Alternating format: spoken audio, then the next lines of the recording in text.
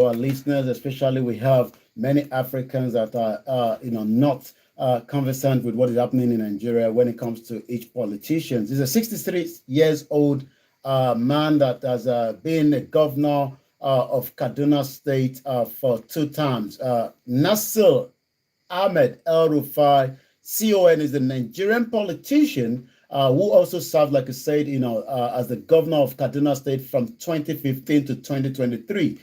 Is a backbone of the Northerners as well, and that literally means that El Rufai played a very, very key role when it comes to the emergency of the President Muhammadu Buhari and now also Bola Ahmed Tinubu. We know that he has been a lot of issue with him being a governor. And one of those is, one of his video that came out not too long, stating clearly that there will never be a Christian governor in Kaduna State. And the question now is, why is the Senate stopping this man? That's the picture that the engineers have put out there, stopping El Rufai. What could be the reason behind it? Let us await security report. Check confirms Wike, Keyamo, Alake, Tunji Ojo, Peter, Fagbemu, and other 38 others. But it seems that after 7 days of the screening, the Senate has actually confirmed 45 out of the 48 ministerial nominees presented by the President Bola Ahmed Tinubu. Those who were denied confirmation yesterday over security report or pending security checks, maybe they might still be given that opportunity, this man known as El Rufai. Nasir El Rufai has been in the limelight when it comes to insecurity, and it seems as a former governor, the immunity is no longer on him, and it seems that some senators are concerned making him a minister under the 16th president of the Federal Republic of Nigeria, Bola Ahmed Tinubu. So what can he do? Is that going to be an appeal or maybe? Well, you will have to wait, until the security clearance, confirms him. He would definitely have to wait, and he has to wait. Not just him alone. He also have the former deputy governor of Taraba State, Senator Abubakar Danladi, and Stella Okoteti from Delta State.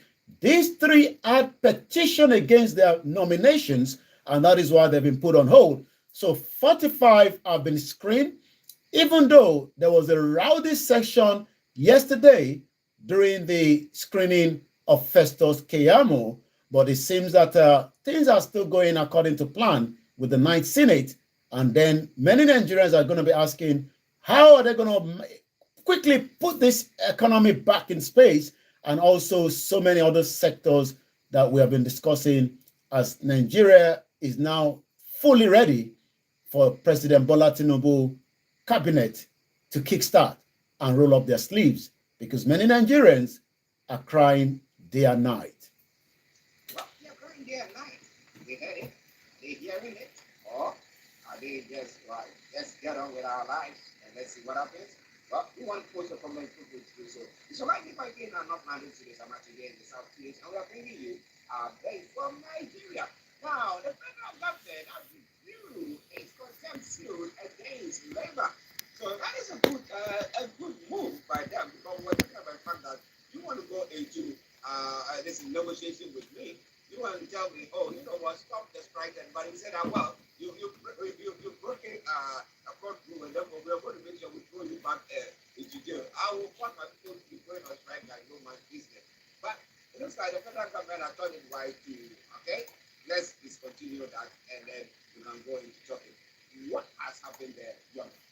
Well, I did listen to some of the what the Labour, president said yesterday during an engagement in Nigeria, and I'll see if I can get the audio track of that for just about a few minutes, so that we can have the gauge and the perspective of what they're saying. But this morning, as you've said, it seems that the federal government is literally reviewing whether it is what a court contempt against the labor, especially when the country is going through a lot of situation as we know right now. So what do we know so far from these headline that is coming, this morning between the Nigerian Labour and the presidency as well. It seems, there has now been a review from the federal government, the Ministry of Justice, because we don't have yet, someone in that position. But it seems that the Ministry of Justice have now come back to say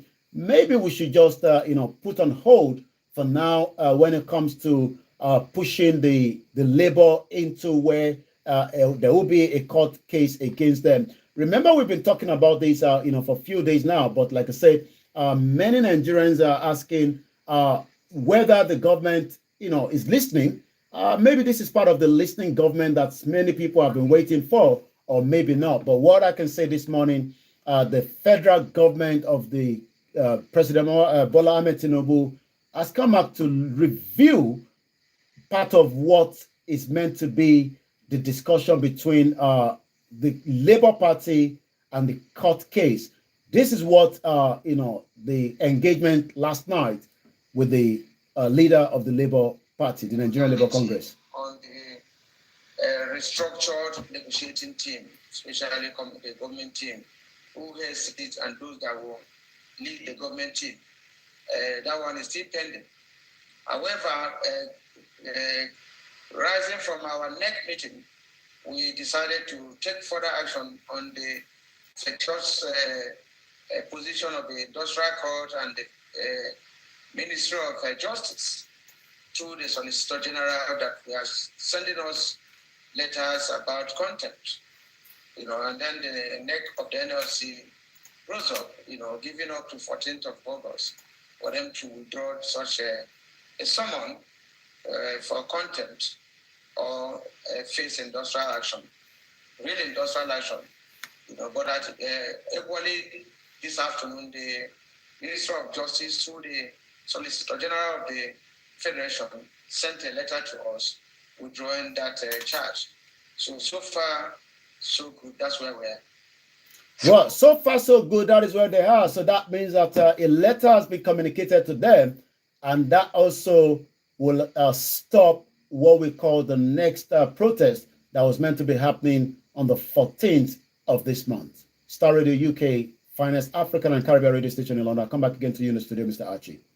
Okay. But is the government ready to meet their needs? I mean, because we're looking at the fuel subsidy that was removed and the impact that was having on workers. What has the government said about that? Is it still going on? We are not going to do anything about it. We are waiting for the oil refinery in Nigeria. Port Harcourt, yeah. Well, I mean, the question was asked, how are they going to checkmate, the government's promises when it comes to, the issue of what they were already on the table. But Joe Ajero, the NLC president, like I said, disclosed, that the protest has been suspended after the intervention of the National Assembly and the President of the Federal Republic of Nigeria, Bola Ahmed Tinubu, adding that between that time and now, one or two issues have actually played out. The next issue would then be, how to make workers to get to work, the subsidy. 6 months, we know that Bola Tinubu, the president, assured them that the Port Harcourt refinery will be back up and running as quickly as possible. Maybe we should listen to part of the discussion again, and I'll come back again to you in the studio. NLC and TUC, and we met with him, and we had used that opportunity to, send it direct to Mr. President, our feelings, on almost all the issues that took there. On the issue of what the government is calling minimum wage, we were able to clarify, Mr. President, and situate our demand from the context of, wage award. And Mr. President got it, and we agreed on it, in the first instance, that it should be wage award, and it should be, be done urgently, while the issue of minimum wage will be due for review. Well, urgently, you had it there, review. How quick all these will come in place in practical, we will have to wait and see. But it seems already that there is a kind of a slowdown of the court contempt between the government and the Nigerian Labour Congress as we speak this morning. Well, listeners, some good news there, but my question is, if you are a government worker or belong to this labor or the TUC, do you feel satisfied, or is it because you were threatening that your leaders are going to be thrown into jail, and therefore you think that, well, that is okay for us, or you think that no, you still have to stand your ground and fight for rest? Because there are some states that when the minimum wage is even increased, they find themselves not being able to pay, and then they find themselves wanting as well. So, what is all that about? I'll be talking about that later on. Let your comments be heard. Based on the president at the time, Caribbean administration in London. Now, I know a project that has gone on in Nigeria, between Nigeria and Niger, and that has cost Nigeria lots of money. I mean, it was going to be a very good transport means that will move goods from both sides. But it looks like because of what is happening now, there's a stall, and apparently information coming to say that there are a lot of trucks, about 1,000 trucks that have been trapped there because of the border closure and stuff like that. I mean, how is it impacting Nigeria, Niger railway project? Well, Nijay, many questions have been raised. When Rotimi Amechi, the transport minister, and they were building this rail track going to Niger, and many Nigerians are saying, "What is the benefit of these investments in Niger?" But it seems that the former president Muhammadu Buhari knows much better than many of us, and the reason for such a project was for economic reasons, and many Nigerians are now asking again. Now that there is a coup in Niger, and this coup has now trapped 1,000 trucks, the Nigerian Niger Mega Rail project is now threatening. Over 1,000 trucks cannot move into the border of Niger and cannot come back to Nigeria. And the question is, how do we manage this crisis? Niger seems to be saying, so far so good, they are not backing down. We know also that Algeria have rejected military intervention, as the ECOWAS leaders will be meeting again in the next 48 hours on Thursday precisely. The Nigeria-Niger Republic Railway project may now be at risk after the rupture of diplomatic ties between Nigeria and Niger following the July 26 coup, which President Mohamed Bazoum was ousted from the office by the military officer led by General Abdurrahman Ticheni. This came as over 1,000 trucks conveying goods worth of over 350 million naira to Nigeria. Other West African nations have remained trapped at the borders over a week following the closure of the respective gateway to the two neighboring countries. The federal government and the Nigerian junta had ordered the immediate closure of all land borders, and there's now extra security drafted between those two borders. But interestingly, because Niger is a landlocked country, so we know that they would have been using that this railway as a means of moving things from the port. So if they import things, they come to via the ports in Nigeria, they'll be able to move that way, which would have been economically somehow good. In fact, somebody would say the impact is it going to make us rich there? Are we going to enjoy whatever, or is it because Buhari had a very tough act for the Nigerians, which we're not very sure whether he heals for Niger or not? But with a coup. Was it yesterday that we heard that the borders were open? Or was it Sunday or over the weekend? So why didn't those trucks move in? Or is it only? Well, I mean, we've seen now. I did monitor also this one of the assistant secretary of the U.S. We're going to talk about that in just about a few minutes. And she got to Niger. It seems that they are giving clearance to certain aircraft, but in terms of the land border, it seems everything is on a complete total lockdown. So that is the reason why the trucks are not moving. Let's talk about a little bit about these rail track and what is the value between Nigeria and the Niger, the cost of it. We know that this was put together in 2021 when the federal government revealed that its plan to construct 84-kilometer rail line to Niger Republic. Then the former Minister of Transportation, Rotimi Amechi, told us that the cost of the country is about $2 billion and will be funded by Nigeria through loans from external resources, or sources rather. Earlier in March, the former President Muhammadu Buhari administration agreed to release an additional 454 billion naira in the public fund to continue the construction of the Kano-Niger Railway and Capital Project. We know that the northern part of Nigeria has the border. We talked about it yesterday. There's about many borders that is linking from the north. Remember that we told you about the 5 governors that visited Tinubu over the weekend as well. So it may be because of the 55% of the Hausa living in Niger will benefit, and maybe it will open more doors. This is the reason why almost $2 billion where Nigeria will fund this project. But it seems the project, as we speak right now, is on ground. The sum will also include 510 million naira from the purchases of 4 customized fire service, search and rescue vans for the seaport in Port Harcourt, Lagos Port. But it seems that the 248-kilometer rail line will connect Kano to other cities such as Kazuri in Bauchi State, Daura and Machi in Katsina State. It will also link to Jigawa and the border town of Jibia before terminating in Marida in Niger Republic, where trade and agricultural hub will be taking place. So it seems maybe it's because of the agricultural, hub. That is the reason why the former president, Muhammadu Buhari, gave the go-ahead for the $2 billion project funded by Nigeria to Niger. Okay, that's a good move by the former president. And I know there is that things will settle after some time. But now that everyone is saying that, look, we blocked you, we are sanctioning you, we are coming to attack you, then what's the point? So let's go to that one.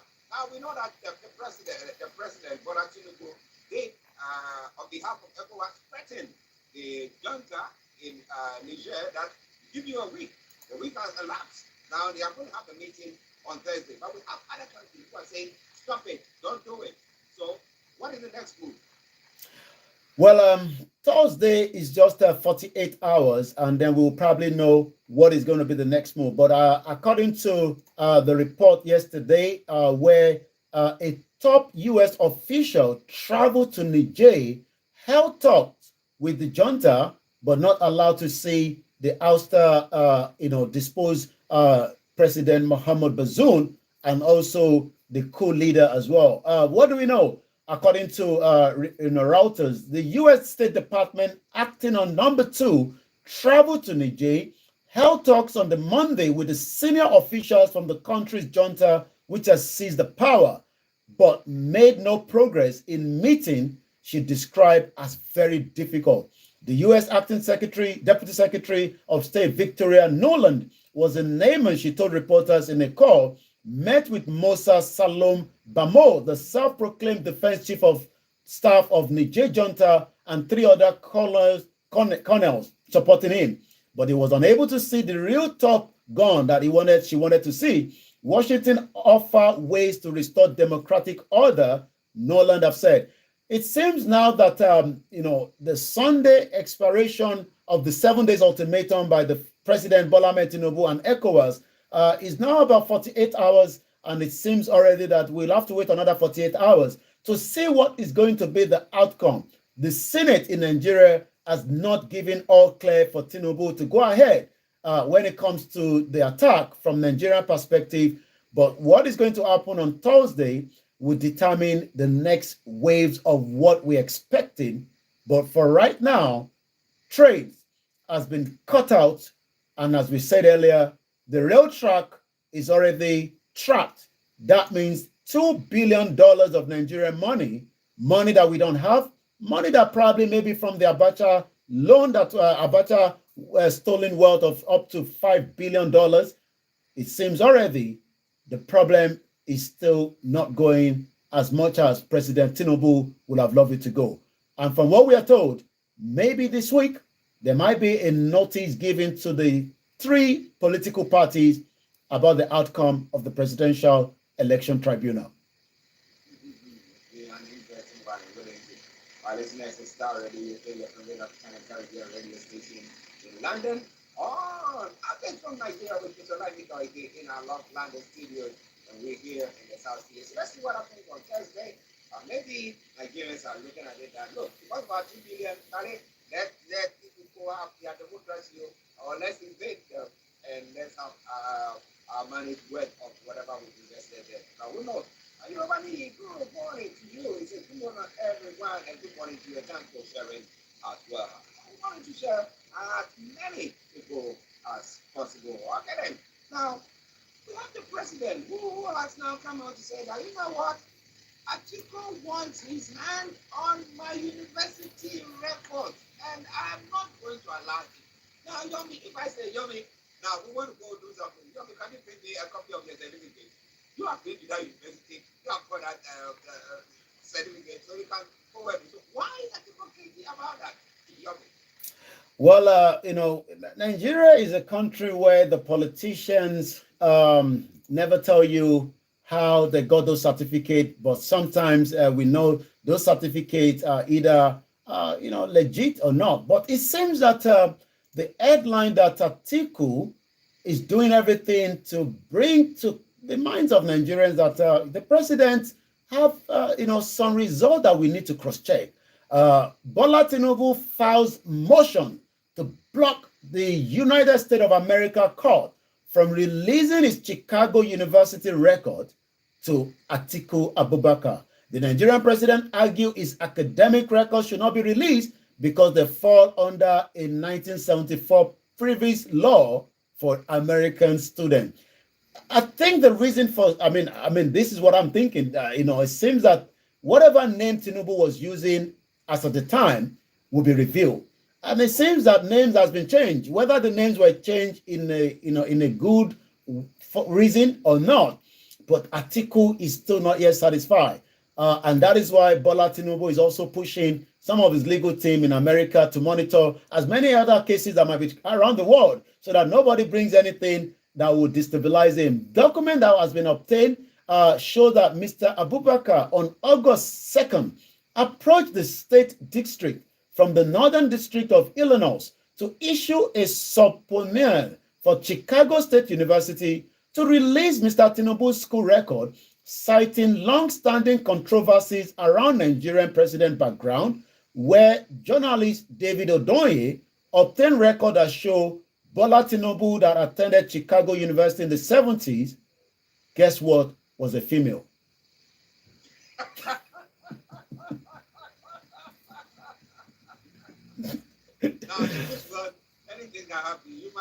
So we need to cross-check whether it was actually a female that attended that university or a male, but it seems that Tinubu doesn't want us to know whether there has been a transgender or there's been some kind of changes. But we know that, like I always say, Nigeria is a country full of, you just need to listen to the screening there during the ministerial screening, and you can just laugh it off and say, this country has wahala that can never end anytime soon, because the politicians, like I was saying this morning, are now worried about the economy. They're not worried about the security, the standard of living.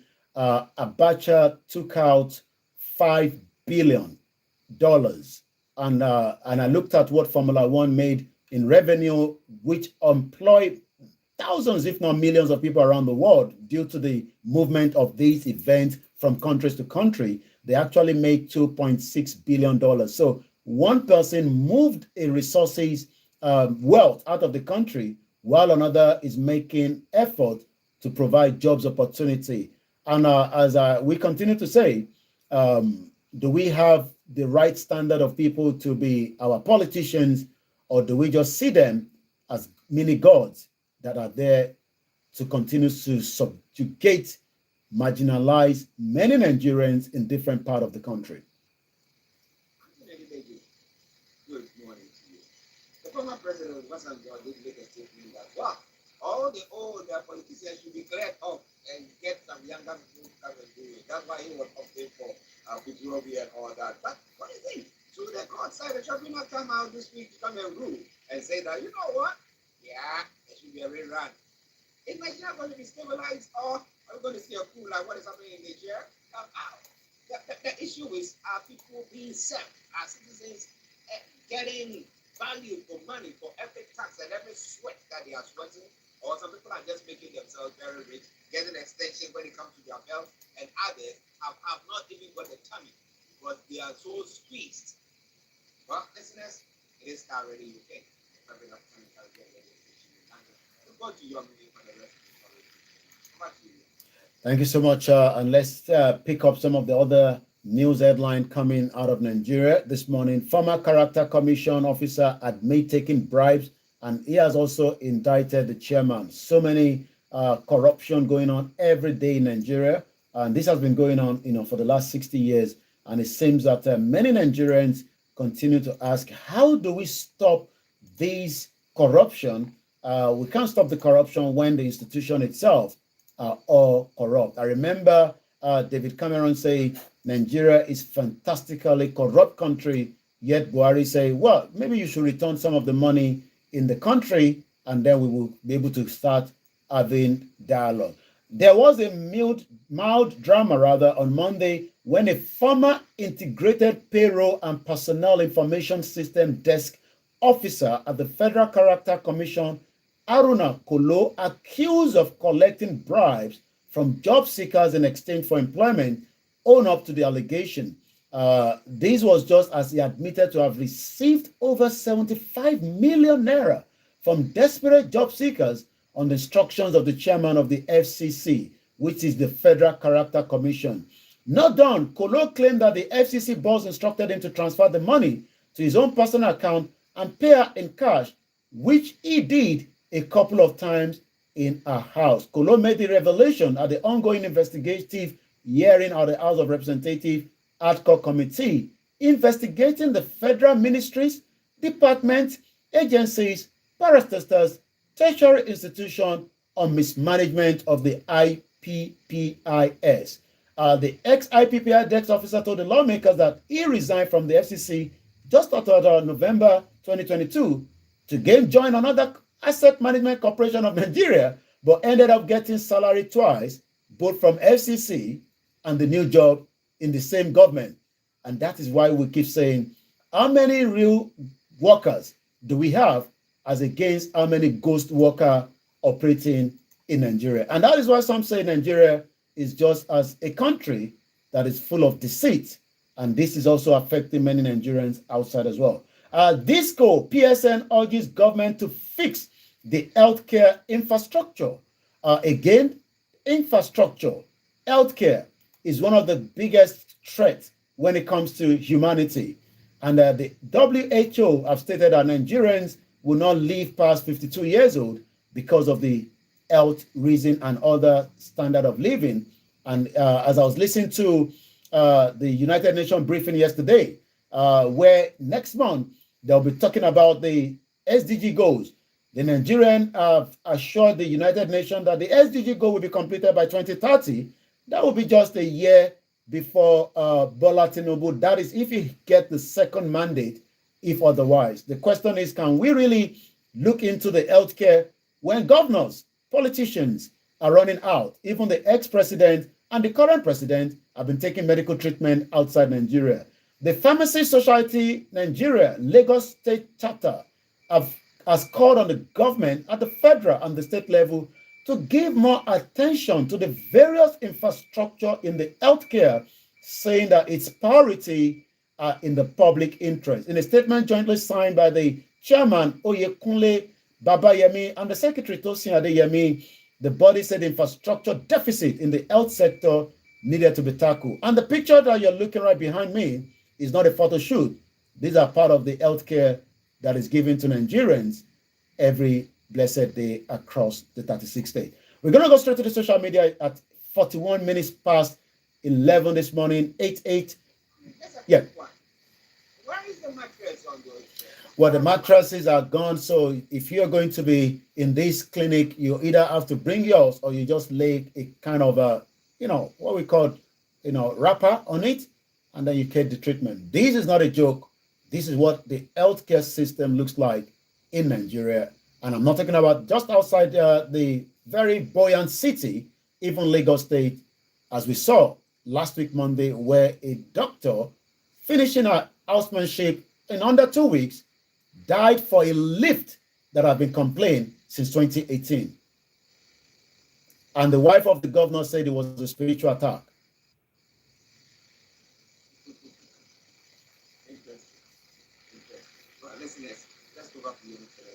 We go straight to the social media where the conversation comes up. Simon Ekpa, the government in exile of the Biafra, sit-at-home update, second phase of the 2-week sit-at-home. Again, Imo resident comply with Ekpa sit-at-home as more people continue to monitor the situation in the southeast. African Confidential at Bumi Speaks is responding to Demola rather. She put it out, or he put it out. Education is a cultural. That is why China teaches their kids in Chinese. Japan teaches their kids in Japanese. France teaches their kids in French language. The Arab teaches their kids in Arabic. An average educated African cannot even speak his own native language, yet he thinks he's educated. And the response from Bumi_speaks, Africa Confidential, especially Nigerians. They are the ones quick to make fun of their own people for being unable to speak the language of their colonizer.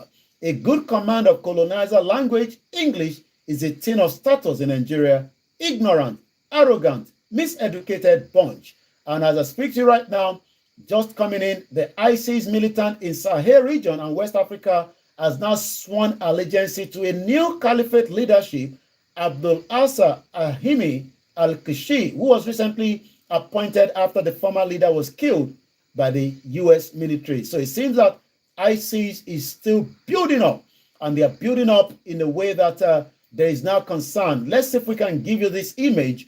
Again, these are not Photoshop. These are images captured of these, terrorists that is not just disturbing West Africa.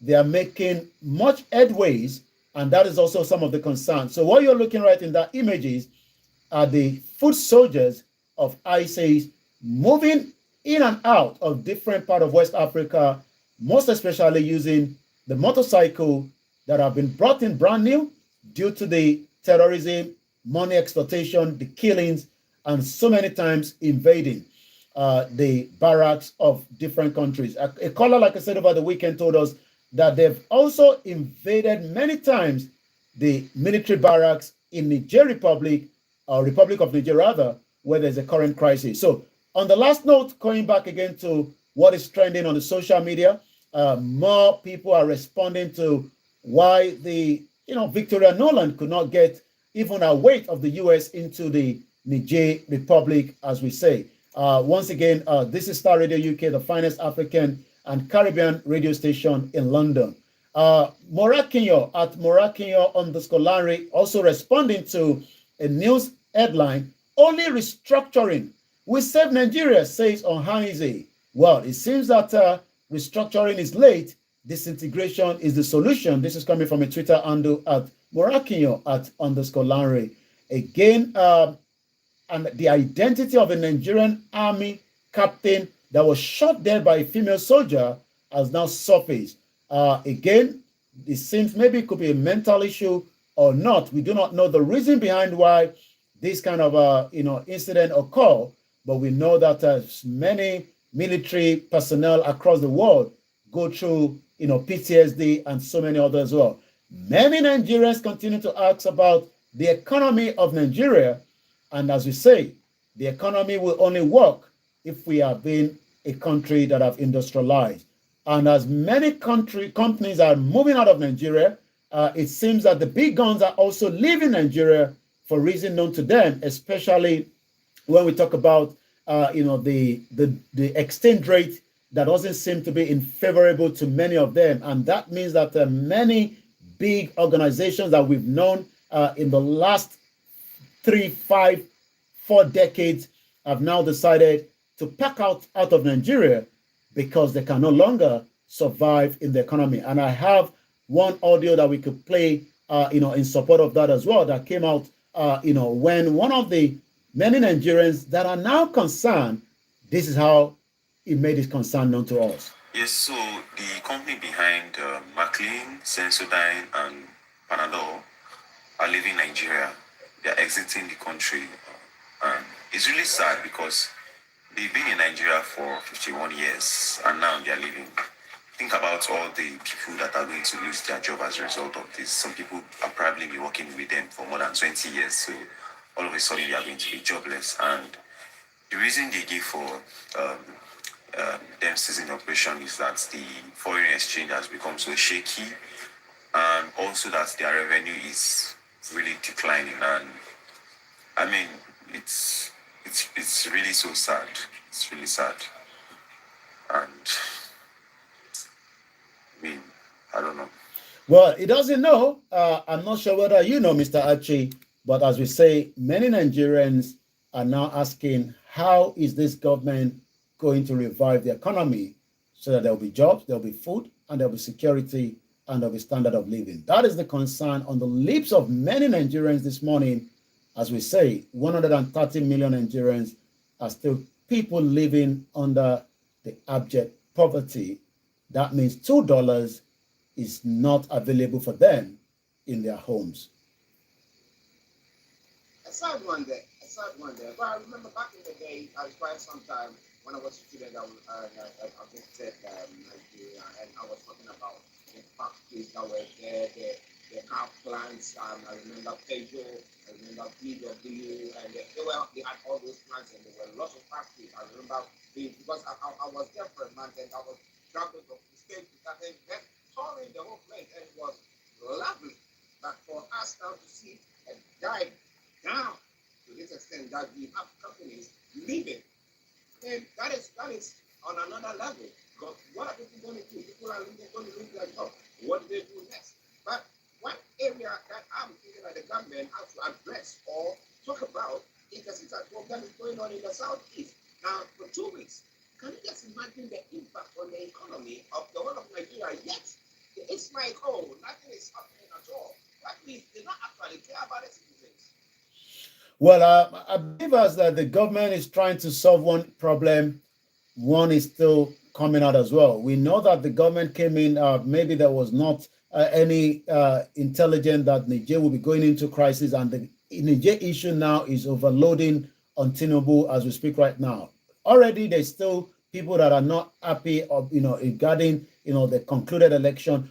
That means that is still on the table. So the issue that is going on in the Southeast is being addressed through the Southeast governor to the president, especially the release of Mazi Nnamdi Kanu. But that doesn't seem to be coming anytime soon. But we saw that as the 2 weeks operation of the lockdown, they are now in the second phase. Even if there is any kind of activities, it is not on a full scale because we are saying, it's not as 100%. But again, people in that region are listening to the government in exile. They were trying to bring back, a letter from Nnamdi Kanu to stop it. Tinubu probably, must have given maybe the DSS to consider Nnamdi Kanu getting a good medical for his health. That was allowed, but that did not stop the go-ahead of the 2 weeks that is now on the second phase. And you're quite right. A caller spoke to us on Saturday and said, you dare not travel to that region on Monday for your own safety. It's sad because I'm looking at it. If they could release Nnamdi Kanu, he could be under house arrest or something so that they can control his movement, at least. And that will restore some peace and stability. And then you know that the economy of that particular area can boom. And that will be doing everything in Nigeria as well. But they don't seem to be doing that. We have the DSS who decide to do whatever they want. Whether whoever voted for them or they are the ones who became who have to be president, or I'm not very sure about it. But well, listeners, it is start Radio UK 2021. And I know that Yomi will have to do that. Yomi, before you go. Well, it's still the Tuesday edition of the morning show. As I'll be behind the scene again. Looking at some of the news, especially as we're monitoring, the Niger, and which is the most concern to many Nigerians now. I'm sure Archie will give you any more updates coming from that region. As we're gonna take you straight to other African countries, Nigerian news will come to an end right now on the Star Radio UK network. I'll be back again same time tomorrow, where we'll be looking at some of the more news coming out of Nigeria. But one thing again is, as we say, may Nigeria not happen to us, we're using this opportunity to say to AY the comedian, there was a fire at his building, the whole house. Nobody got killed. But like we always say, accident happened. But the question is, was Lagos State prepared for this kind of incident, especially those living in the Ibro area? And on that note, I'll be back again tomorrow. For now, may Nigeria not happen to us. Thank you very much, Yomi. We'll catch up later. Well, listeners, that has been Mr. Lively waiting for you. And that is our morning update. Nigeria problem. It's never ending. As you they resolve one, another one they resolve. As you they resolve one, another one go resolve. Many of you go cry. Cry, baby. Cry, baby. Oh, cry, baby. Oh. You know, one can judge and we go broadcast. I'm a bad later. And you let me cry, no be me. Now the person where the house go cry. The person where the outside go they enjoy now.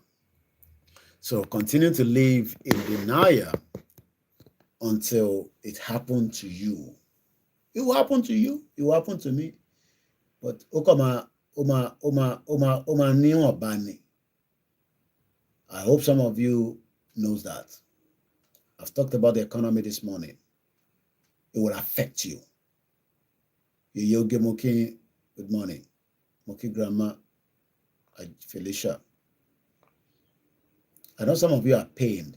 You want to be in my position in London. Especially those of you that come and talk nonsense. If you are in my position, if you was in London, or for any visa. British, you take bonus. What are you going to do in London? Kilo village in London. Ani kolosi Port Harcourt to ba ni ofewa wo bi London shiri. Because they don't value us. They don't value you. So at the end of the day, most of you, Nuki our Christina, Tolu Alashe, Mr. Sharif. Oh, ni fún yín visa now. Visa tí à ń gbà lẹ́nu ọ̀nà in the 80s. Tó ń bẹ̀ wá. Imagine, wọ́n máa ń bẹ̀ wá ni o. Gbogbo wọn fi japa nísìn. Ìwọ tó dẹ̀ fi japa, kí ló ń rí ṣe ní Nàìjíríà? Wá sọ fún mi. Ẹ̀yin ghost. Mo rí ẹ̀kan náà tó ń bú mi lórí TikTok. Only you this man only. Ṣé ń gbọ́rọ̀ dẹ̀? Èmi ti máa wọ kitchen mi nísìn. Oúnjẹ kúnnú lé mi. I'm sure pé ibi tí wọ́n wà Nàìjíríà nísìn pẹ̀lú empty. Púpọ̀ ní kọ́lá máa ń rí dem máa lọ ń bẹ́ empty ẹ̀ǹjà lórí àwọn. I don't know why people don't comment comment, especially on tó bá ní traffic. I want to bring MTN. Bank, you debited me since 2 weeks. You have not paid me back. So, so the mo sọ fún ẹ. Wàhálà tí òun ló affect diaspora tó pọ̀ jù. Ní machine, ní kankan. Ibi tẹ́mi wà níbí báyìí nísìn. Right. Sorry. Mo ní material, mo ní tools. Tí bá fẹ́ lọ máa shoot movie. Pé mo fẹ́ lọ máa ṣe skit. Kí mi náà máa lọ ṣe skit ni. Ẹ̀yin wèrè. Ẹ̀yin ṣe skit káàkiri. Sorry. Nínú ilé nìkan. Machine tó wà nínú ilé. So, at the end of the day, àwa ń wo the future tẹ́yìn ò rí ni. Sorry, ẹ̀yin ò rí future, ẹ̀yin fi mbẹ́lẹ́ fẹ́ rí future náà. Rí future now, you are stuck in Nigeria.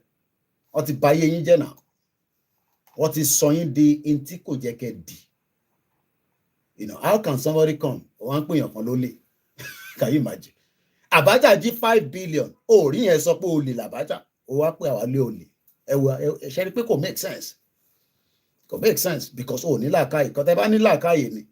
Èmi ni problem Nigeria. Torí mi ṣe Yorùbá nation. Yẹn ló ń dùn ẹ̀yin. Sorry, má bínú. Ẹ má bínú. Ẹ jẹ́ mo yóò yà. Ibi tẹ́mi wà níbí báyìí nísìn. Bí ṣe jẹ́ journalist nísìn. mo ti sọ fún yín rí jẹ́ lọ mú kíní nínú ìwé tó máa ń sẹ́ndì sí wa mo ń bọ̀ torí kíyàn bá wà live kíyàn bá lọ máa ṣó yín ní nǹkan míì tíyàn fi ṣó yín so mo máa fi wà kí a fún torí ẹlòmíì nísìn nǹkan tí mo fi fi wọ̀nyí ló fi rí so àbọ̀rọ̀ mo yẹ nísìn níbi ṣe wà ní UK as a journalist mo tún ní access láti gba grant tí bá fẹ́ mo ní access ìwọ wà nílé nísìn iṣẹ́ wo ló ń ṣe gbogbo yín kọ́ lẹ máa ń sọ pé ẹ̀ ń wá equipment tẹ́ fi ṣiṣẹ́ níbo lẹ ti fẹ́ rí ta ló máa fún yín ní equipment náà ta ló máa fún yín ní equipment as a farmer ẹ máa wá sórí social media pẹ̀lú àwọn tẹ́tẹ́ ń kọ́bọ̀ MTN tẹ́ra àti Glo àwọn nẹ́tíwọ̀kì tó gbádùn inú ilé mi nísìn device to connect mọ́ router mi ló ń dún tátátáta níbẹ̀ yẹn nísìn device tó wà nínú ilé nísìn èmi nìkan nínú tí mo jókòó sí 1 2 3 4 5 kò ní ṣẹ́jú àfi tó bá múná lọ tí mo bá sanwó náà à ń sọ fún yín pé ẹ̀ ń jìyà ẹ máa wá sórí social media torí pé give away ni àwọn influencer yín máa ń ṣe wọ́n ní give away kí ló ń jẹ́ give away ìwọ ráwọn ọmọ òyìnbó tó ń ṣe give away ibo ló ti ráwọn ọmọ òyìnbó tó máa ní give away àmì wọ́n máa ń ṣe lẹ́ǹkankan but we're talking about where a country that needs to so ẹ gbọ́ Buhari gbé 2 billion ó gbówó yín èèyàn máa lè mo sọ pé ìpìlẹ̀ máa gbà lẹ́nu tèmi ẹ̀ lè gbàdúrà rárá olórí burúkú ló pọ̀ ní gbogbo ní born bastard ló pọ̀ ní yín kò ń ṣàwọn èèyàn gidi mo bá sọ̀rọ̀ àwọn máa lè ẹ̀ máa wá sí ibà ẹ̀ máa sọ pé èèyàn kan ẹ̀ máa sọrí bó ṣe bàbá ẹ̀ nísìnyí sọrí wọ́n bí UK bá dánwò pé ó fẹ́ máa mú mi ní bíbà àwọn journalist ẹgbẹ́ mi á dìde pé kí ló ṣe ṣójà lè ní ṣé terrorist ni ó ń pariwo fún Yorùbá nation and so what ìyẹn mo ṣe ń sanwó every month £22 ni mo ń san every month as a member. ẹ rò pé vblog lèmi ẹ rò pé mi jáwọn tó ń kọ́ ti fídíò tó ń lọ́hún máa ń wò lórí YouTube tó fi ń pa owó ni journalist làwà tí mo ní access láti dé number 10 kò síjọ́ tí bá fẹ́ lọ síbẹ̀ tí mo ní access látijọ́ tí wọ́n ti wà tó ti ń wo àwọn tó wà náà tó wà ní UK tó náà àwọn jẹ́ media èèyàn mélòó ní wọn lórí tó lọ sí number 10 Downing Street kí ló fi lọ ṣe ń bẹ̀ èèyàn mélòó ní ìwọ orí tó lọ síbẹ̀ yóò rò pé àwọn tó ń kọ́ ti fídíò tí gbogbo yín tẹ̀ ń jí fídíò ní fídíò tẹ̀ ń kọ́ tẹ̀ káàkiri tẹ̀ fi make a traffic lórí social media yóò rò pé ẹ̀rà ń sọ ni tèmi bá fẹ́ ṣe movie nísìn pé mo fẹ́ lọ shoot movie mo ní device kò dẹ́ ṣẹyọ kan ni mo ní tó pọ̀ nínú ilé ilé lásán bó ṣe wà nísìn mo lè fi lọ shoot film kí n lè tún wá àwọn expert tàjọ máa ṣe mo ní friend mi kan iṣẹ́ tí ẹ̀ tó ń ṣe nìyẹn máa pè mọ́ ibi gbogbo ilẹ̀ gbọ́njọ́ tí mo lọ sí Liverpool Street tí bọ̀bọ̀ kan tí a mọ̀ pé mo ti pè bọ̀bọ̀ yẹn kọ́ mo ti ní ìdẹ̀ ẹ rántí pé bọ̀bọ̀ kan ní kí n fóun níná kí n gba nọ́mbà mi ẹni tó bá follow mi níjọ́ tí mo lọ Liverpool Street tó ní kí n fóun ní nọ́mbà pé via videographer lòun ẹ̀yin mọṣẹ́ ẹ̀ ní software tẹ́fẹ́ fi ẹ̀ ní system ẹ̀ ní studio ó ti bà ayé yín jẹ́ ó ti threaten ayé yín pa ẹ máa wá sí bíbá ẹ wá máa àwa lẹ máa sọ̀rọ̀ sí ṣé mi lẹ́ẹ̀kẹ́ máa sọ̀rọ̀ sí ṣé mi ní problem yín ẹ̀yin tẹ́ ẹ̀ lè ra para soturi ọ̀nà dáwọn lélẹ̀ ṣọlẹ́ lè máa fi ń ṣe display ni bó ṣe wà display lélẹ̀ ìgbà pé lánàá gbogbo bíbá a clean ẹ̀ òfin kọ́tìnì ó ti fọ́ lánàá gbogbo ó ń smell sí mi lára ẹ̀yin tẹ́ pé smelly ẹ̀yin tẹ́ pé gbogbo yín tẹ́ máa wá complain lórí social media tẹ́ ń pa àwọn kan lólè ẹ̀yin tẹ́ pé inú face my face you lẹ́ ń gbé ilé yín ò ṣe rí inú ilé yín ò ṣe rí inú ilé yín kò ṣe rí you are all living like a puppet. Buhari gbé 2 billion ó ní kó lọ máa fi ṣe rail project lọ sí Niger ilẹ̀ Yorùbá wà níbẹ̀ wọ́n connect gbogbo wa properly dáadáa ẹ jẹ́ mo yóò yẹ ó kù díẹ̀ ni àbò fẹ́ tíṣù tó máa fi nú ẹnu ọ̀tọ̀ ni tíṣù tá a máa fi ń ṣe kitchen roll ọ̀tọ̀ lélẹ̀ àwọn ọmọ kéékèèké tó bá ń lọ jáde ẹ fi sínú àpò àná ẹ̀ ń jìyà tissue paper a lè ṣe tissue paper lélẹ̀ tissue paper tíyàn fi ń nu ẹnu bówó Nàìjíríà ṣe rí nìyẹn. Owó Nàìjíríà owó ìyà tẹ́ gbé dání. You are all suffering. Ṣé ẹ fi pé Tinubu, mo sọ fún yín pé Tinubu ò lè rí nǹkan kan ṣe. Wá akọ̀ máa lá máa bọ̀ bí ilẹ̀kẹ̀ dín ni. Kò lè rí já kò lè rí ṣe nínú Nàìjíríà. Nàìjíríà tó ti dẹ́ẹ̀dì o. Níbo ló ti fẹ́ rí ṣe? Níbo ló ti fẹ́ rí ṣe? Ní ti gbogbo yín lò lélẹ̀ power bank. Tí náà yín bá ti fẹ́ kú nísìn. Ẹ bá dẹ̀ ti kọ́mẹ̀ntì náà ẹ máa sá lọ nítorí ẹ lè dúró. Ẹ lè wo program 4 hours. Ẹ ní data yẹn. Níbo ló ti fẹ́ jókòó wo program tèmi ń ṣe for 4 hours. Àná ń jìyà, wọ́n ń fìyà jẹ yín nílé, wọ́n nà yín pa lójoojúmọ́ àwọn olóṣèlú. Mo rí cousin Davido, ọ̀nà fi jẹ chairman. Bí ọ water kò water, I don't know. Mo rí tí Davido ń kí pé yes, chairman, àwa la ní Ọ̀ṣun state nísìn. I just pity a lot of you anyway, so but ẹ má worry. Sharing tó máa nà yín, ó ń súnmọ́ bọ̀ díẹ̀díẹ̀. In tó máa nà yín, òun lè economy Nàìjíríà. Ẹ rò pé lè bá economy jà?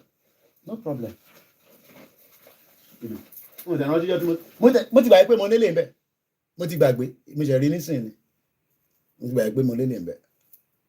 iPad. Ó dẹ̀ ń ṣiṣẹ́. I send it sáwọn ọmọ tó ń bá mi ṣiṣẹ́ ilé. Káwọn máa lo ilé tí wọn ní ìdẹ̀mọ̀.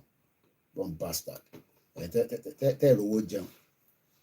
Ẹ̀tọ́ arówó ra. Àwa jókòó à ń educate yín. Sọ fún yín pé ìkà ló ń ṣe fún gbogbo wa. Wọ́n ṣèkà fẹ́mi, wọ́n ṣèkà fún wọn. Wọ́n ṣiṣẹ́. Rò pé kò ṣiṣẹ́ ni. Wọ́n ṣiṣẹ́. Login sórí ẹ̀ nísìn. Sorry, ti login nísìn. Wọ́n ṣiṣẹ́. Wọ́n ti báyé. Produce anything. Nothing I produced for 63 years. Ìwọ tó fẹ́ ṣe bábà gan ti báyé ẹ̀ jẹ́. Mo kí blessing_a_Camberwell. Ó náà pé Camberwell ni àwọn tí ń operate. Ajá máa gbúgbá. Ẹ fẹ́ ká máa send owó sí nílé àbí ní gbogbo ìgbà. Èèyàn máa lè. Ẹ fẹ́ ká máa send owó. Ká máa send owó náà ta send títí náà. Ó ti rẹ everybody outside London. Everybody ló ti rẹ báyìí. Suffering every day. Kò sí peace nílé. Ìyà ń jẹ yín lójoojúmọ́. Sorry. Kò sí peace. Sorry. Owó yín dún.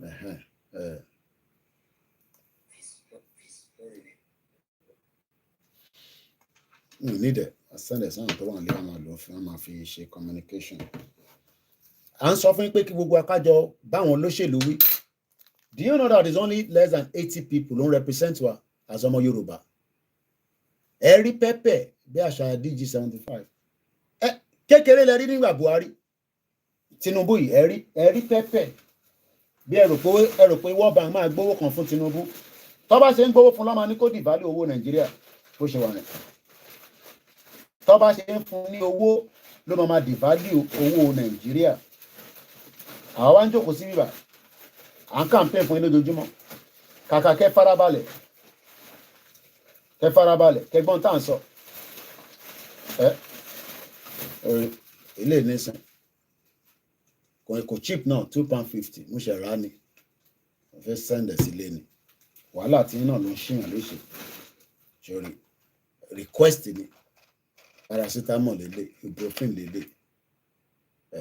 Fake náà ń tà fún yín. Fake làwọn ọmọ Igbo ló ń kó wá. Àwọn ọmọ Igbo ló ń kó wá láti India. Ẹ̀kan jẹ tí kò jẹ́ kẹ́ jẹ. Inú bọ́ọ̀sì ló máa wọ̀ nígbà tí bá lọ Nàìjíríà. Ẹ máa ń rùn gbòòlà ni. Tó bá wọnú bọ́ọ̀sì báyìí, armpit yẹn á máa rùn ni. Níbo lẹ ti fẹ́ lo deodorant? Gbogbo ìtẹ́ ń lò fake ni. Ó ti báyé yín jẹ́. Ẹ lè ronú. Torí ẹ ti wá sórí social media. Àwa tá ń bá yín ronú. Mo dẹ̀ tún gbọ́dọ̀ lọ rà díẹ̀ sí. Àwa tá wá ń bá yín ronú, àwa lẹ máa bú. Ṣé mi ni problem yín? Abacha jí 5 billion. Owó tó yẹ kó invest ní Nàìjíríà, ó jí jáde. Ẹ jẹ́ mo yóò yà. Àwa máa educate yín. So, a máa educate yín. Tí wọ́n bá nílé nísìn, òun náà máa lọ máa fi shoot film. Tó bá wá délé, wàá ní software, wàá edit ẹ̀, wàá cut ẹ̀, wàá slice ẹ̀, wàá project ẹ̀ síta wàá máa fi make owó rather púpọ̀ nù yín kò ń ṣẹ́yìn tí ẹ̀ ń wò àwọn olè tó wà láàrin wa ni kò ń ìbí ẹ gbọ́ fídíò tí mo play láàárọ̀ ìbẹ́ gbọ́ ìbọn ọmọ Àkúrẹ́ ni ìbá Àkúrẹ́ ló ti ṣẹlẹ̀ ṣọmọ Ìgbò náà nìyẹn ṣọmọ Ìgbò náà ni bọ̀bọ́ yẹn àbí ẹ gbọ́ fídíò yẹn ṣé n tún play fún yín ìbọn bastard ẹ jẹ́ mo yóò yà ẹ máa máa. Yes, so the company behind Maclean, Sensodyne, and Panadol are leaving Nigeria. They are exiting the country. They exit. And it's really sad because really sad. They've been in Nigeria for 51 years. Story for and the now job. they are leaving. Story for Think the about job. all the people that are going to lose their job as a result of this. Some people are probably be working with them for more than 20 years. So all of a sudden they are going to be jobless. And be jobless. The reason they give for them ceasing the operation is that the foreign exchange becomes so shaky. And also that their revenue is make a woman. Make a woman. Any country tí ní ó ti wà in depression mode. A dẹ̀ ń sọ fún gbogbo wa pé kí gbogbo wa ká ṣe kí ni? Ká jọ fọwọ́ papọ̀. Ká bá àwọn olóṣèlú sọ̀rọ̀. Ẹni rọlẹ̀ ẹ̀fẹ́ yẹn. No problem. No problem. Àwọn kan máa rí ṣe nú yín, àwọn kan ò ní rí ṣe. Òun lọ̀rọ̀ tó wà ńlẹ̀. Ẹ jẹ́ n tún lọ play video bọ̀bọ́ yẹn. Ó gé odindi èèyàn. Ritual ló fẹ́ fi ṣe lórí burúkú ọmọ Yorùbá. Born bastard. You are from where? I'm from Akure. What is your occupation? Occupation is I'm a football coach. Where? Akure Sports Academy. What happened between you and the deceased? The deceased on Saturday, she called me that she need my help because I've been helping her for a long time. Anytime she's in need of money.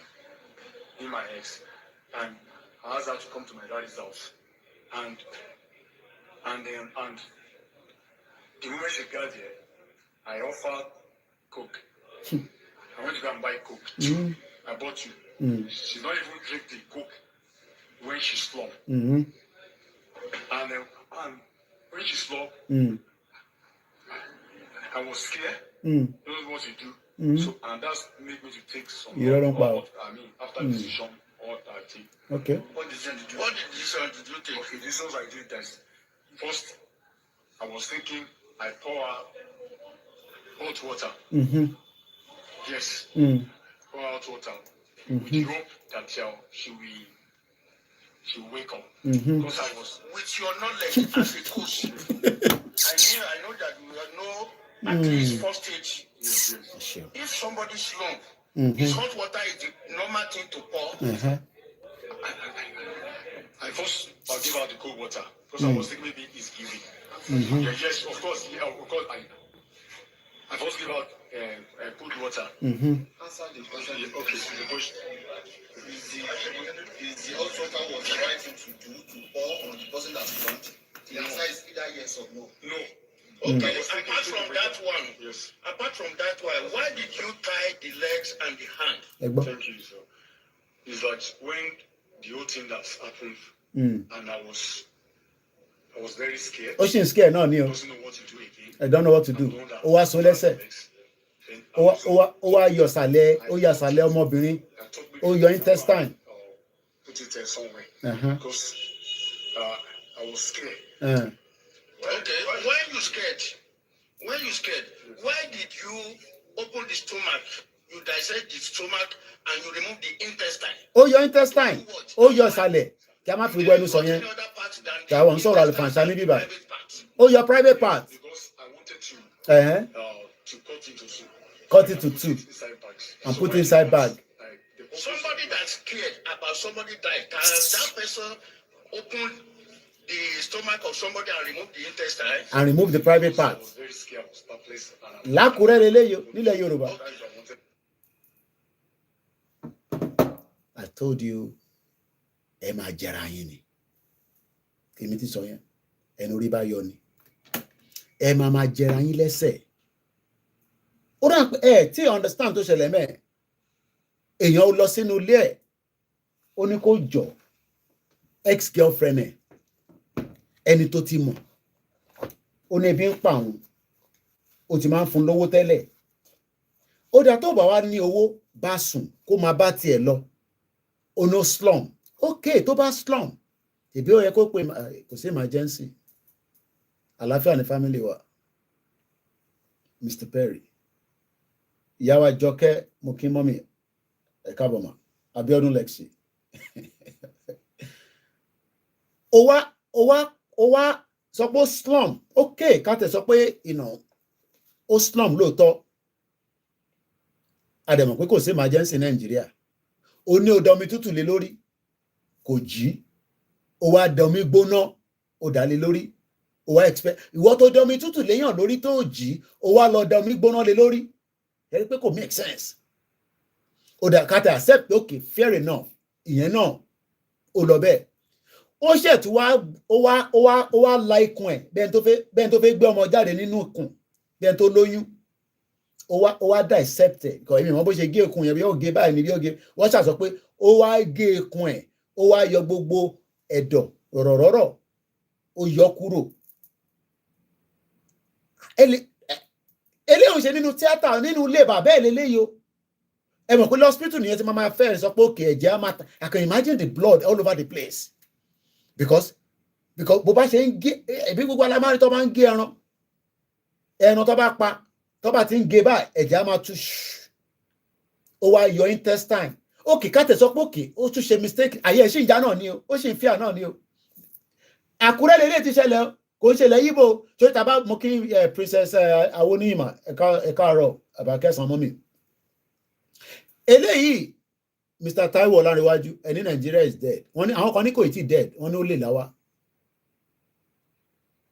ó wá yọ intestine káàtẹ̀ sọ pé òkè ẹ̀rù sì ń bà náà ni ó dà Mr. Olúwaṣemọ́kí kò wá tún dúró níbẹ̀ ó ṣẹ̀ tí wá lọ sísàlẹ̀ kí n má fi gbogbo ẹnu sọ̀rọ̀ ó ti yé yín ṣe rí gbogbo àgbàlagbà níwá àwọn à ń sọ̀rọ̀ àlùfàǹṣà ní bíbà mo kí Mr. Ismail Gold ó wá lọ yọ àlèsàn lóyìnbó ó wá yọ private party báwo ló ṣe yọ ó fọ̀bẹ ó fi gé Ọlọ́run ọba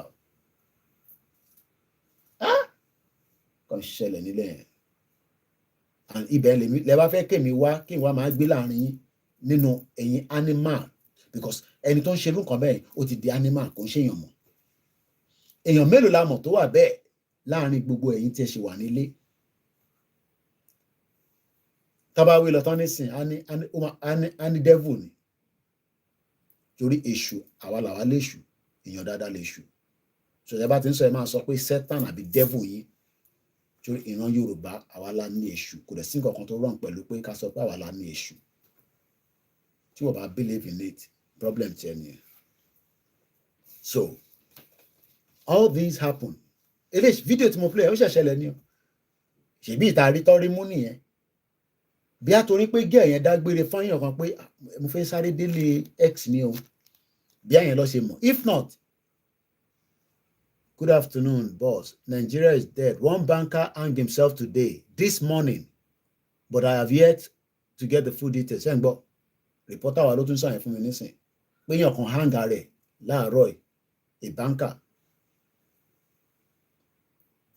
mọ́mí mi Jọkẹ́ ní oh my God people are devil Ọlọ́run mental reset and we are here saying okay mo ń gbọ́ tán náà wọn àrán ìzè mo ń kàlẹ́ nǹkan bẹ́ẹ̀ pé restructure kí ló ń jẹ́ restructure ẹ mọ ọdún táwọn Afẹ́nifẹ́re ti ń pariwo pé kọ́ restructure Nàìjíríà nígbà tí mo rí bàbá yẹn ní Kóìkì gbogbo àwọn olóṣèlú yẹn tó bá ti ń campaign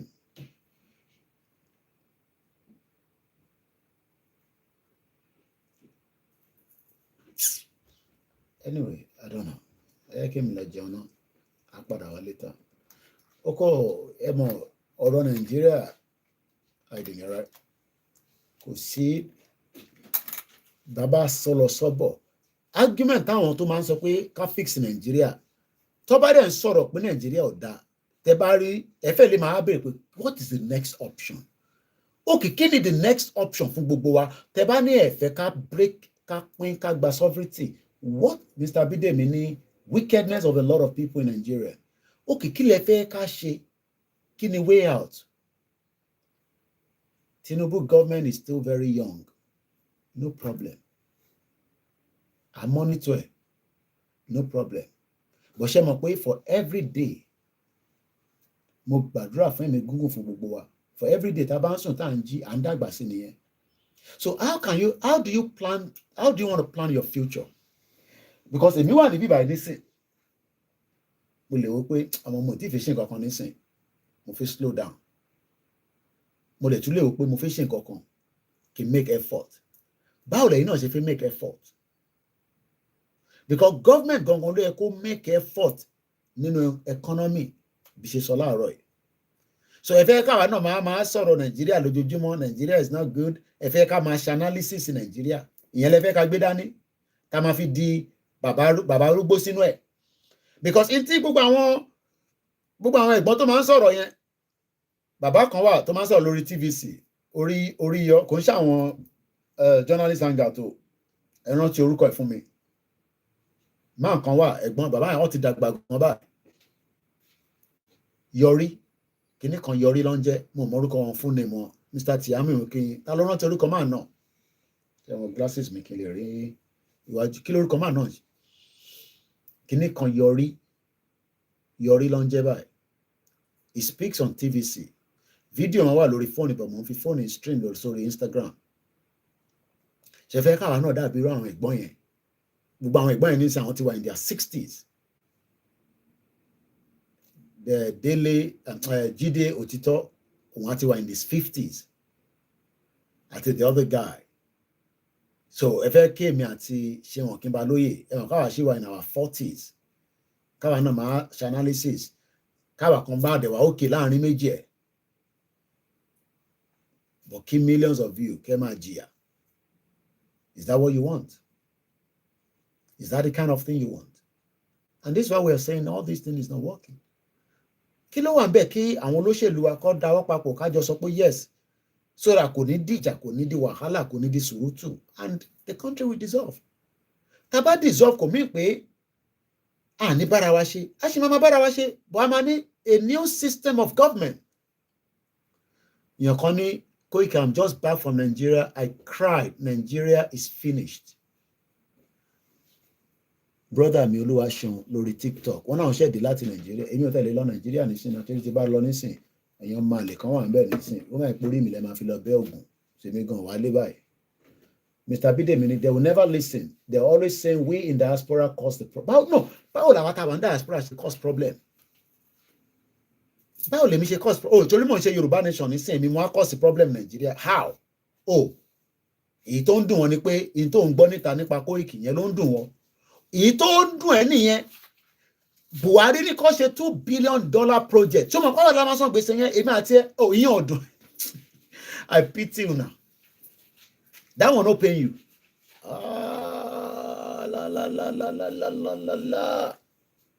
Ẹ jẹ́ à lo flag wa lẹ́yìn. And lè lo ilé lórí Star Radio because reflection yẹn ó máa affect the studio.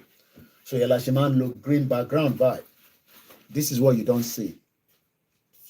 But àwọn tó jẹ́ big international organization, tá a bá ń lo software, ẹ ní rí gbogbo nǹkan báyìí. So but the reason ṣe relé ní sin aṣọ báyìí is because tó bá ń transmit láti inú ilé, you need a background like this. Problem wà ní Nàìjíríà, no be small. Ọlọ́run. But èyí tẹ́lẹ̀ wọ́n lé sọ pé Koiki ojoojúmọ́ lẹ́yìn wọn bọ́ wa ní bíbá. Bẹ́ẹ̀ bó ènìyàn lọ máa bọ́ àwọn mídíà tó kù. Bẹ́ẹ̀ ṣe ń bú mo dáhùn pé Yèyé Dára wà pẹ̀lú mi lánàá. Later ni mo lọ rí comment wọn lọ́ba wà pẹ̀lú my beautiful sister. Nígbà tí mo ṣe tán, àná ẹ̀ mo tẹ̀ ráì ka comment ara. I was in a different spiritual realm lánàá yẹn. Realm tí mo wà lánàá yẹn is a different thing entirely. A ṣe flags. Gbogbo flag yẹn a pín káàkiri. Wọ́n náà wọ́n rí Yorùbá nation. Ṣé gbogbo yóò rí àwọn flags tá a pín nígbà tá à ń pín káàkiri? Tó o bá dọ́dọ̀ tiẹ̀, o ṣáà gbọ́ pé flag délé. O ṣáà gbọ́ pé a ṣe rally tí Gbòwó ṣe àti Bàbá Akíntóyè àti YSDM. Gbogbo alárí náà. But it's because ẹ fẹ́ òtítọ́. Ẹ rí àwa tá à ń ṣe Yorùbá nation as the enemies of the state. So ìyẹn ló máa ń wonder wa pé ó ṣe jẹ́ àwa lè ń rí as enemies àwa kọ́ ni enemy now báwo lèmi ṣe jẹ́ enemy of state báwo lèmi ṣe jẹ́ enemy of the state báwo lèmi ṣe lè jẹ́ enemy of the state all we are asked in táwa ń ṣe òun náà làwọn Scotland ń ṣe àwọn Scottish Oríyọmí Hamzat Ìgídígbò radio in Ìbàdàn Yorùbá Nation Now mo kí n sà Abídèmí Aládépúpọ̀ mo kí ẹ̀gbọ́n mi Simon Adébísí báwo ló ṣe jẹ́ pé àwa làwa jẹ́ problem mo kí mọ́mì mi Comfort Ológunjà as soon as the new government took over there must be an active positive action by saying Tinubu's government is still very young possibly Buhari's government was young throughout the zoo country abi because ṣẹ́rí change of government ta fẹ́ gba Yorùbá nation territory ẹ̀ náà mo kí sweet mommy ẹ káàárọ̀ ìyàwó alálùbáríkà the same territory náà la máa wà it's just there will be a new government and a new policy and a new brand new system that will start in operation ṣe like àwọn ọ̀rọ̀ bẹ́ẹ̀ yẹn ni America Adébáyọ̀ Mokinsa we will have a new system of government away from the ones that we have. Grace Olushoto. We have human talent. Human talent gangan ni a need, but Ọlọ́run kọ́ wa bless wa a ní resources. Kí ni resources tó jẹ́ the best tí gbogbo àgbáyé need? Òun ni human òun ni èèyàn. Èmi báyìí human ni mí, ẹ̀yin náà human ni yín. Olúkálùkù ló wá ní brain tí Elédùmarè fún wa àtọgbọ́n ìmí a máa lọ kọ díẹ̀ sí kó lè bright it up ẹlòmíì wọ́n máa kọ́ wa títí kò ní yéèyàn whereas wọ́n ní okay ọmọ tẹ́ ń kọ́ yẹn bóyá artist ni èyí tẹ́ fi ní kó lọ máa ṣe doctor ó lè jẹ́ pé kò fẹ́ doctor but kí ló dé tí a fẹ́ that new system gbogbo tá a dẹ̀ ń sọ yìí it doesn't take long. Wàláì ẹ jẹ́ ká kọ̀ wo Soviet Union àwọn ìlú tó pín kúrò lára ẹ̀ ká kọ̀ tó fi ṣàpèjúwe ọ̀rọ̀ àwọn olóṣèlú wa mọ gbogbo tá à ń sọ yìí user only Naija don break like calabash and they try to fix what is not possible to be fixed. Soviet Union òun náà wọ́n tóbi gan but àwọn ẹ̀yà tó wà nínú ẹ̀ ọ̀rọ̀ wọn ò yíra wọn mọ́.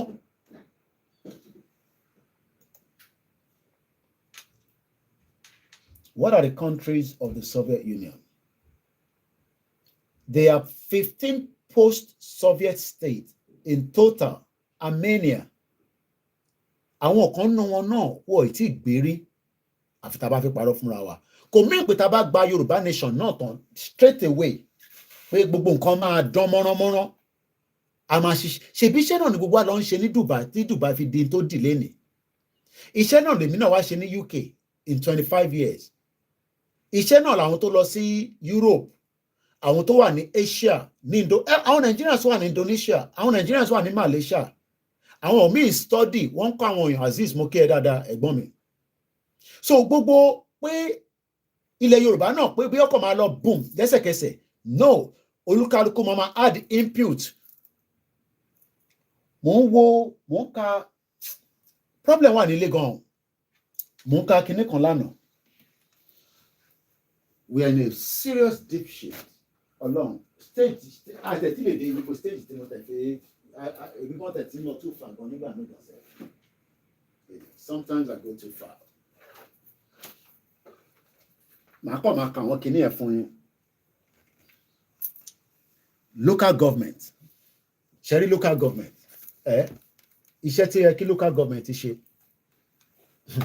kò ń ṣiṣẹ́ kékeré. Mo kí ẹ̀yin tẹ́ wà lórí MixLR, comment plan B gbogbo yín ni mò ń kí. Hacking games. Ní tí mo fẹ́ kà something that I do behind the scene nígbà míì when it comes to a ṣe ń kàwé sí nílùú yìí ojoojúmọ́ ni èèyàn máa ń kàwé ó lè kàwé online ó lè kà ní lọ sínú study gangan mo kíyà tó bí mi lọ́mọ.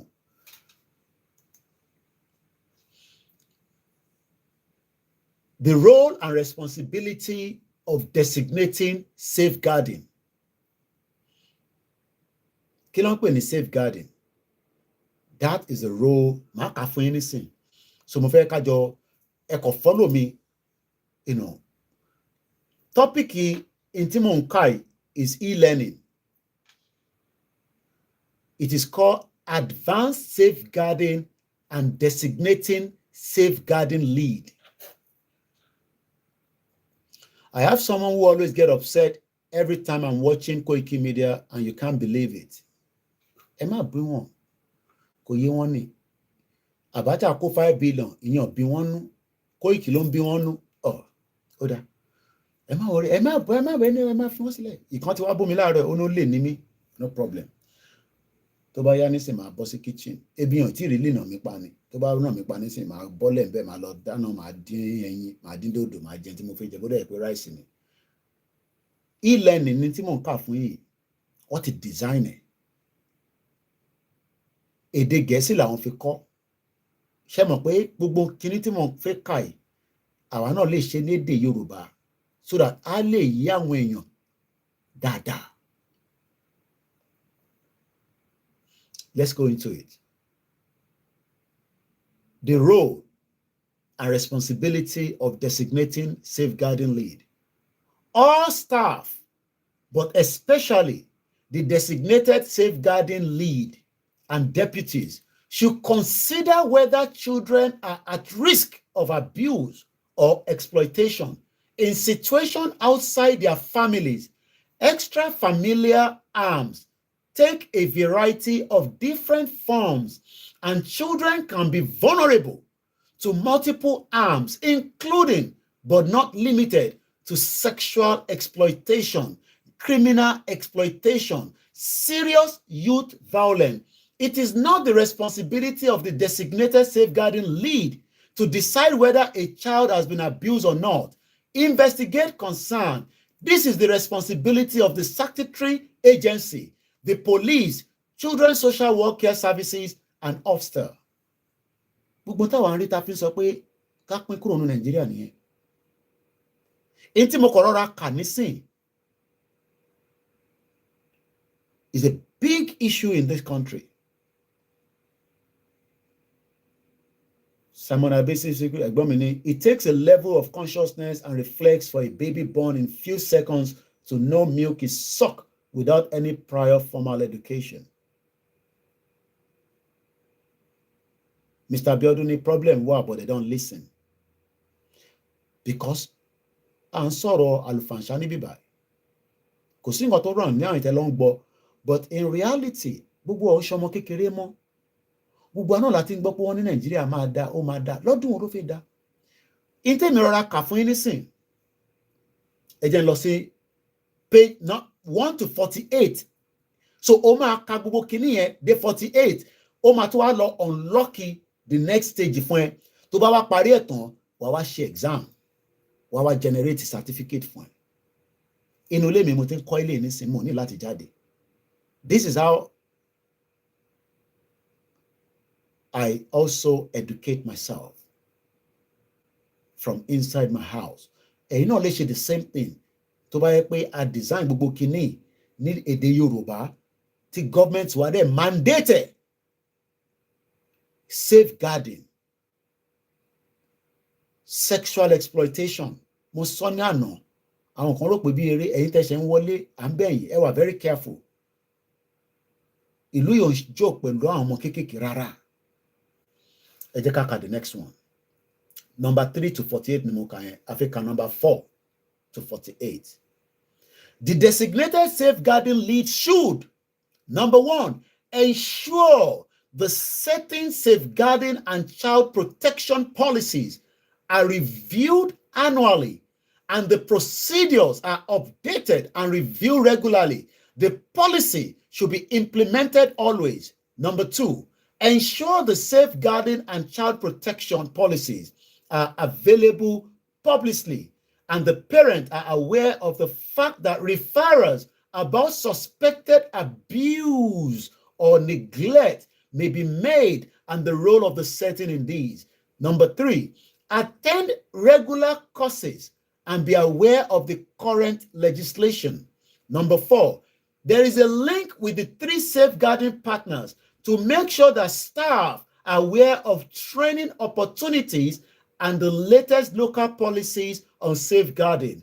Ensure that when children leave a setting mean pé ibi tọ́mọ kékeré bá wà bí ibi tẹ́ ti ń tọ́jú ẹ̀ títí kan inú ilé ẹ̀ ló ń pè ní settings. Ensure that when a children leave a setting, their child protection information is transferred to the new setting. Bí a tó bá kúrò ní Agége, farabalẹ̀ kó gbọ́n tí mo fẹ́ sọ ẹ̀. Iṣẹ́ local government tó yẹ kó máa ṣe lélẹ̀. So that ọmọ tí a bá rí pé wọ́n ti abuse, in tó bá ti lè mú kúrò l'Ékòó, tá a rú lọ sí Ìjẹ̀bú Òde, a gbọ́dọ̀ send gbogbo file lọ sí Ìjẹ̀bú láti make sure pé a safeguard ẹ̀. Ta ló ń safeguard wa ní Nàìjíríà? Ẹ ń pe Ọlọ́run. What God cannot do does not exist. Èmi náà máa ń gbọ́. I listen to all those things and I ask myself, is this the true picture of what we want? Ká máa dá gbogbo ẹ̀ lé Ọlọ́run lórí. When fẹ́ gbìyànjú kankan wọlé, ẹ má bínú because mo fẹ́ pẹ́ lórí ẹ̀. Ẹ má bínú, I won't be able to bring anybody in. This is how I educate myself. Tí bá ṣe tán tí mo ní kankan tí mo ti ń ṣe, màá wá jókòó síbí àbí kí n wá yàrá, màá wá máa lọ sí online lecture. Èmi náà máa lọ educate ara mi. Màá máa ka gbogbo kinní, màá wá sórí program, màá máa bínú, ẹlòmíràn máa bèrè pé kí ló ń bínú fún? Pé kí ló ṣe? Ṣé ìwọ nìkan ni media tó ń sọ Yorùbá Nation? Torí pé èmi upgrade ara mi ní every day. So gbogbo àwọn nǹkan tí bá kà yìí, ó gbọ́dọ̀ máa reflect tí bá ń sọ̀rọ̀ fún yín. Ta ló ń safeguard àwọn ọmọ kéékèèké ní ilẹ̀ Yorùbá láàárọ̀ yìí? Oh, Jésù Kristi ló ń safeguard wọn. Ànábì Muhammad ló ń safeguard wọn. Ìṣẹ̀ṣe ló ń safeguard wọn. À ń tanra wa. À ń ṣe kí ni? À ń tan ara wa bí àbẹ́là. Let's go to number, màá kọ́ ka bí méjì sí, because 48 in the question here. Designated leads, ìyẹn ni tó máa jẹ́ ọ̀gá nínú setting, must have trained every 2 years with an annual refresher of knowledge and skills. Kò ń ṣe pé mo fẹ́ ṣiṣẹ́ ní sector yìí, but I just want to know it. I don't work in the children's sector, but I am training myself so that I can be able to know, so that tí ó bá tẹ̀ disrespect ọmọ kan níta nílùú yìí, I can give them a guide. That is why some of us will do more than others. That is why I am a freelance. In tèmi rọra ń kọ́ yìí, in táwọn kan lọ ń sanwó fún tí UK máa gbowó lọ́wọ́ yín, òun lélẹ̀ pé kẹ́ wá kàwé nílùú yìí. The designated lead should be available at all times, allowing staff to discuss their concern. Remember, safeguarding. Tá à ń ṣe nísìnyí pé a fẹ́ gba Yorùbá Nation. À ń safeguard ara wa ni. Ẹ̀ ń bú èmi. I dey laugh. It's just that ó ti wà built in. So kò jẹ́ kí gbogbo tẹ́ ń sọ sí wa láti 3 years kò jẹ́ kó concern irú àwa. If not, it's because it's built in. Because I'm safeguarding. That's what we are doing. Inti bàbá kí tó ń ṣe nìyẹn. Wọ́n ní, remember, máa rántí o, safeguarding, ìtọ́jú ọmọ ènìyàn is everyone's responsibility. So whether I am in Nigeria or not, whether mo wà nílẹ̀ Yorùbá or not, whether mo wà nílẹ̀ Hausa or not, it is still my responsibility to tell you that the country is not working. You don't have to accept it. You don't have to believe it. You don't have to even agree with me. But in Timon kan níbi báyìí sọ pé, remember, máa rántí pé safeguarding is everyone's responsibility. Staff should always take the attitude it could happen here. Mo kí yín lẹ́ẹ̀kan sí ìyá mi Jọkẹ́ Bọ́dúnrìn. They are sick in that country, honestly. Gbogbo tá à ń ṣe láti joy safeguarding ni. Tony Aegis mo kí ẹ Amacolex. Gbogbo tá à ń pariwo lójoojúmọ́ in the last máa kẹyọ kan sí nínú ẹ̀. Torí mo fẹ́ fún yín ní gbogbo ẹ̀. Number 6 of 48 ni mo ń ká ẹ̀. What is Section 11? Section 11 states that all organizations who work with children and young people should ensure they have effective arrangement in place to safeguard and promote the welfare. Ṣé yẹn wà Nàìjíríà? Ṣé yẹn wà nílẹ̀ Yorùbá? Ṣé rí pé ọ̀nà wa jìn gan? Ọ̀nà tó dẹ̀ jìn yẹn ẹni ká cut it down ká lè bẹ̀rẹ̀ iṣẹ́. Ìtàwọn kan ló ń ṣe lójoojúmọ́ nílùú ìní yẹn. As a safeguarding, as a health worker, as a clinican, as a this, as a that. Ìtàn kọ́ wọn lélẹ́yìí. Tó bá wá kọ́ wọn tán, wá mọ̀ dáadáa, wá lọ máa fi ṣe practice. Àwọn wá fi máa pa owó, wá máa send owó sẹ́yìn nílé, ẹ fẹ́ ká máa send owó sílé. Where we will have every province ó gbọ́dọ̀ safeguard the young and children. Safeguarding. You need to ensure that you comply with Section 11 of the Children Act 2004. Oh, Biedani Louis. That is what we talk about institution. Mommy mi comfort Ológunjà Monty Monso.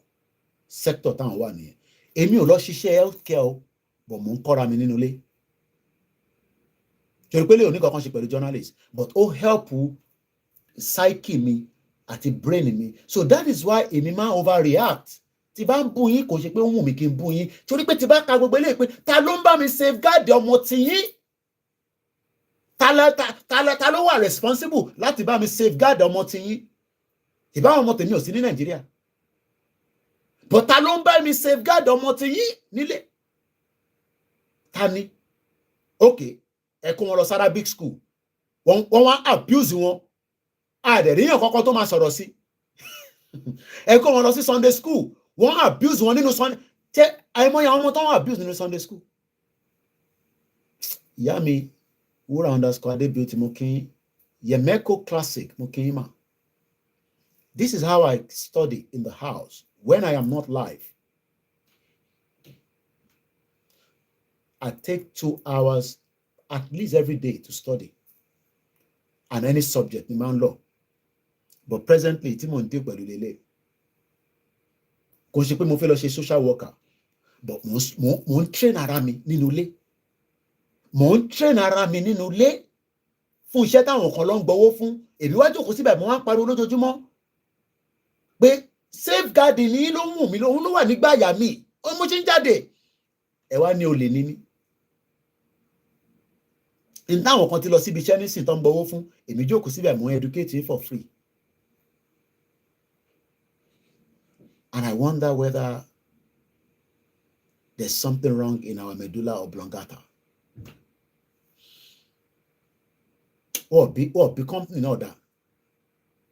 What be ẹ̀dá nílùú yìí without going in compliance with Section 11 of the Children Act? Ẹ̀gbọ́n mi, ìyá mi dáadáa, my auntie mi, Olúṣọlá Dèwé. Only the street children, who cares for them? Talk less of safeguarding. Mommy mi comfort Ológunjà, you are right. Health worker professionals pay every year to meet the care requirements. Bàbá mi Kúnlé Ṣítà, the people back home cannot understand. I do not know why. Ìdòwú Michael Muke. In tó ń dùn mí nígbà àyà. Tèmi bá kà tán ti bá jókòó sí ibà tí mò ń la tátátátátá ẹ máa pé kí ló ń ṣe Kóìkì? Ìwọ nìkan ló ń ṣe Yorùbá nìkan ní ṣe sùúrù. Mo ti ń ṣe ẹ̀rọ kí mo sọ lè rí. I've been studying this in the last 3 months. mo ń train ara mi nínú ilé kò ń ṣe pé mo fẹ́ lọ ṣiṣẹ́ social worker but mo ń train ara mi nínú ilé so that tá a bá gba Yorùbá Nation kí lè mọ tí yàtọ̀ sí journalist world kí lè mọ tí mo fẹ́ so that ẹni tó bá máa ṣe wèrè ká ṣe wèrè pẹ̀lú ẹ̀ a gbọ́dọ̀ safeguard the children and the young. Adéọ̀sùn Jimoh mo kí lábẹ́òkúta àwọn abuse àwọn ọmọ kéékèèké nílé èmi á wá jókòó sí bíbà màá máa wò èèyàn kan wá láàárọ̀ yìí nísìn lórí TikTok ó ní olè ní mí nǹkan wọn pé máa ṣe kò fi picture sí number 1 ọmọ ó ga o 3 months ni mo ti fi ń ka kíní tí mo rán sọ fún yìí stage by stage tí ọ̀dọ̀ ń fún mi ní certificate tí mo ń keep ẹ̀ kò ṣe pé mo fẹ́ lọ fi ṣiṣẹ́ o inú ilé mi mo kàn ń train ara mi. Safeguarding. Not completing a Section 11 audit may result in non-compliance with Section 11 of the Children Act 2004. Not all local authority requires Section 11 audit. You must check with them. Ìjẹ́ mo tó ń pè ní local government. Èyí sọ local government di football ground. Local government máa ń ṣiṣẹ́ 24 hours ní wọ́n ń sùn. Local government tó bá close office wọ́n gbọ́dọ̀ tún ní backup line tó gbọ́dọ̀ pè. Safeguarding. Ẹ jẹ́ n ka ẹyọkan fún yín sí. Number 7 of 48. Safeguarding judgment. As a designated safeguarding lead, you should help train all staff on safeguarding. Ismego ni Koiki, they never understood, but later they will understand you better. Mo fẹ́ kó pẹ́ mọ́ náà ni. Ẹ ṣe ẹ̀gbọ́n mi Ìdòwú Michael. Ohun èmi náà kémi náà jáde. Kémi náà lọ fi lè pawó. But for now, Ìtẹ́lẹ́dùmarè ní kémi ṣe lè mọ̀ ṣe. Àwọn tó ń ṣiṣẹ́ yìí, ó lè tán gbà o. That is why you see a football trainer to be surgeon overnight, but they can't understand your pain. Ìyá mi Jọkẹ́ ní, I am in a care sector. They give us mandatory training every year. In táwọn kan gba almost £14 an hour fún ni mo kọ ránkà fún èyí. But kò ṣe pé mi fẹ́ lọ fi ṣe anything pé kókò kíkọ ní knowledge never kò sí knowledge kankan tó waste. Ó ní politics tẹ́ ń ṣe kò bad. Ní kò good, ní kò ugly. Àmọ́ ṣé ẹ jẹ́ ká gbé yẹ̀wò. Ǹjẹ́ wọ́n safeguard wa nílé? Ta ló ń safeguard wa? Kò sí report, kò sí anything. Tẹ́ni tí bá ti ṣẹlẹ̀, that's the end of it. Everybody goes away.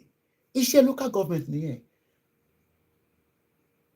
Àwọn kan ò ní láti jalè nílùú yìí because wages wọn tó ń gbà tó bá wá need extra money wá lọ ṣe extra job àbí kó ṣe extra hours. Ó náà tì mí kan tí bá pè wọ́n báyìí. Máa fi mọ̀ bí abiṣẹ́ lọ ṣé ibiṣẹ́ lẹ wà ní.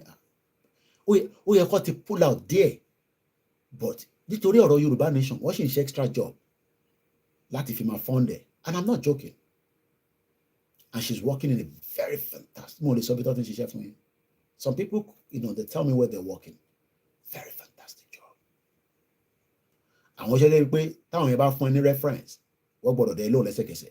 Wọ́n dẹ̀ ti wà níbẹ̀ tipẹ́.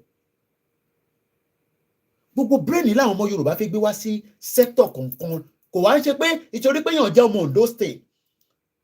Ó jẹ́ pé Ondo nìkan ló máa fẹ́ ṣiṣẹ́ yẹn sí. Ó ready láti kódà wọ́n ready láti ní kó assign àwọn lọ sínú abúlé míì tó ń ṣe Ondo state títí wọn. Elderly person had a fall during night time or any time is responsibility of your local government. I don't know. Tó bá di 1 o'clock, àmì tó ń wálé, àwa padà wá later. Mo ní jẹ́ kó pẹ́, àwa ṣe proper program. So that kí ni lọ kọ́ mú tí ìfín kankan sínú yàtọ̀ sí ẹ̀mí Ọlọ́run tí a fi sínú. Wọ́n wá ọmọ kéékèèké. Wọ́n ní click the children below to find out the following may shape your safeguarding judgment. Nígbà tí wọ́n click lé lórí. How will the following shape your safeguarding judgment? Age of the child rather. Developmental stage need vulnerability and ability. Vulnerability and ability. Kí ló ń pè ní vulnerability? A máa rí oríṣiríṣi nǹkan tó ń lọ nílẹ̀ Yorùbá. Ẹlòmíràn dára mójú kúrò torí pé kò sí sector tó fẹ́ dí pẹ̀lú ẹ̀. Sorry, I can't bring anybody in on the TikTok today. The program ends in less than 10 minutes. Oshudara, yet people are not seeing the reason to exit the zoo. The act described or refer to what is being described, possible criminal act, investigation act. 10 is the age of criminal responsibility, e.g., if the concern relates to action of one child against another. 1. How will the following shape your safeguarding judgment? Degree, extent of physical harm. There's too many physical harm in Yoruba land.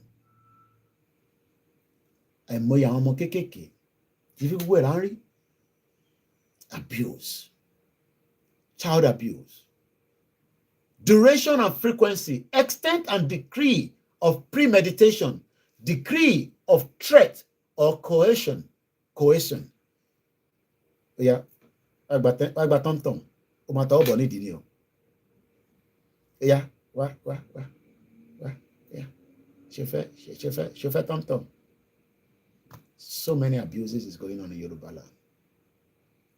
I can push gbogbo effort to alori Fulani, but within us, ẹlòmíì ò jẹ́ kó wà láàrin community, ẹlòmíì tó wà láàrin community ẹ̀ ká tag yín lẹ́sẹ̀. So that tó bá ti jáde kúrò nílé ẹ, signal máa sọ fún wa pé o ti kúrò nílé, àwa máa bèrè pé níbo ló ń lọ, torí pé pedophile nìyẹn. Most of you are pedophile. That's why you don't want Yoruba nation. Àtàgbàlagbà tọmọdé, you're pedophile. Ẹ mọ̀ náà, ẹ mọ̀. Àwọn tó mọ̀ mọ̀. Àwọn tó mọ̀ wọ́n mọ̀ wọ́n nílẹ̀ Yorùbá. Àwọn kan ti sọ di òkú òru. Bàbá alágbájá wọ̀ gbọ́dọ̀ gbọ́ níta pé ẹ ń bọ́ ọmọ kéékèèké sùn. Is a pedophile. Ó yẹ ká fi orúkọ ẹ̀ sórí list tí ó bá kúrò ládùúgbò yẹn, a máa monitor ẹ̀ pé ó ti wà lójú ẹlẹ́gbàá o, council tó wà níbẹ̀ monitor bàbá Kúnlé o. Pedophile. Ìyẹlẹ̀ ṣe fẹ́ new system. You want the rubbish garbage system then operate for the last 63 years, I'll be 24 years of the flipping nonsense jagbajantis democracy. Mr. Dowoni Koikimedia must destroy last Shedumari. Someone. Aki Games okay. I am just 10 minutes out of the broadcast. Katuli la rest there. We are not saying that everything will be perfect. Tabade bitan lo lẹ́sẹ̀kẹsẹ̀. But kate bole díẹ̀ kúrò. Mo ń gbọ́ mo luka lánàá mo ń sunkún ni Rwanda. Rwanda náà wọ́n fún wa ní access láti wọ̀lú. Mélòó ni Rwanda? Mo kí mọ́mì wa Ramatu sọ ẹ káàbọ̀ mọ́.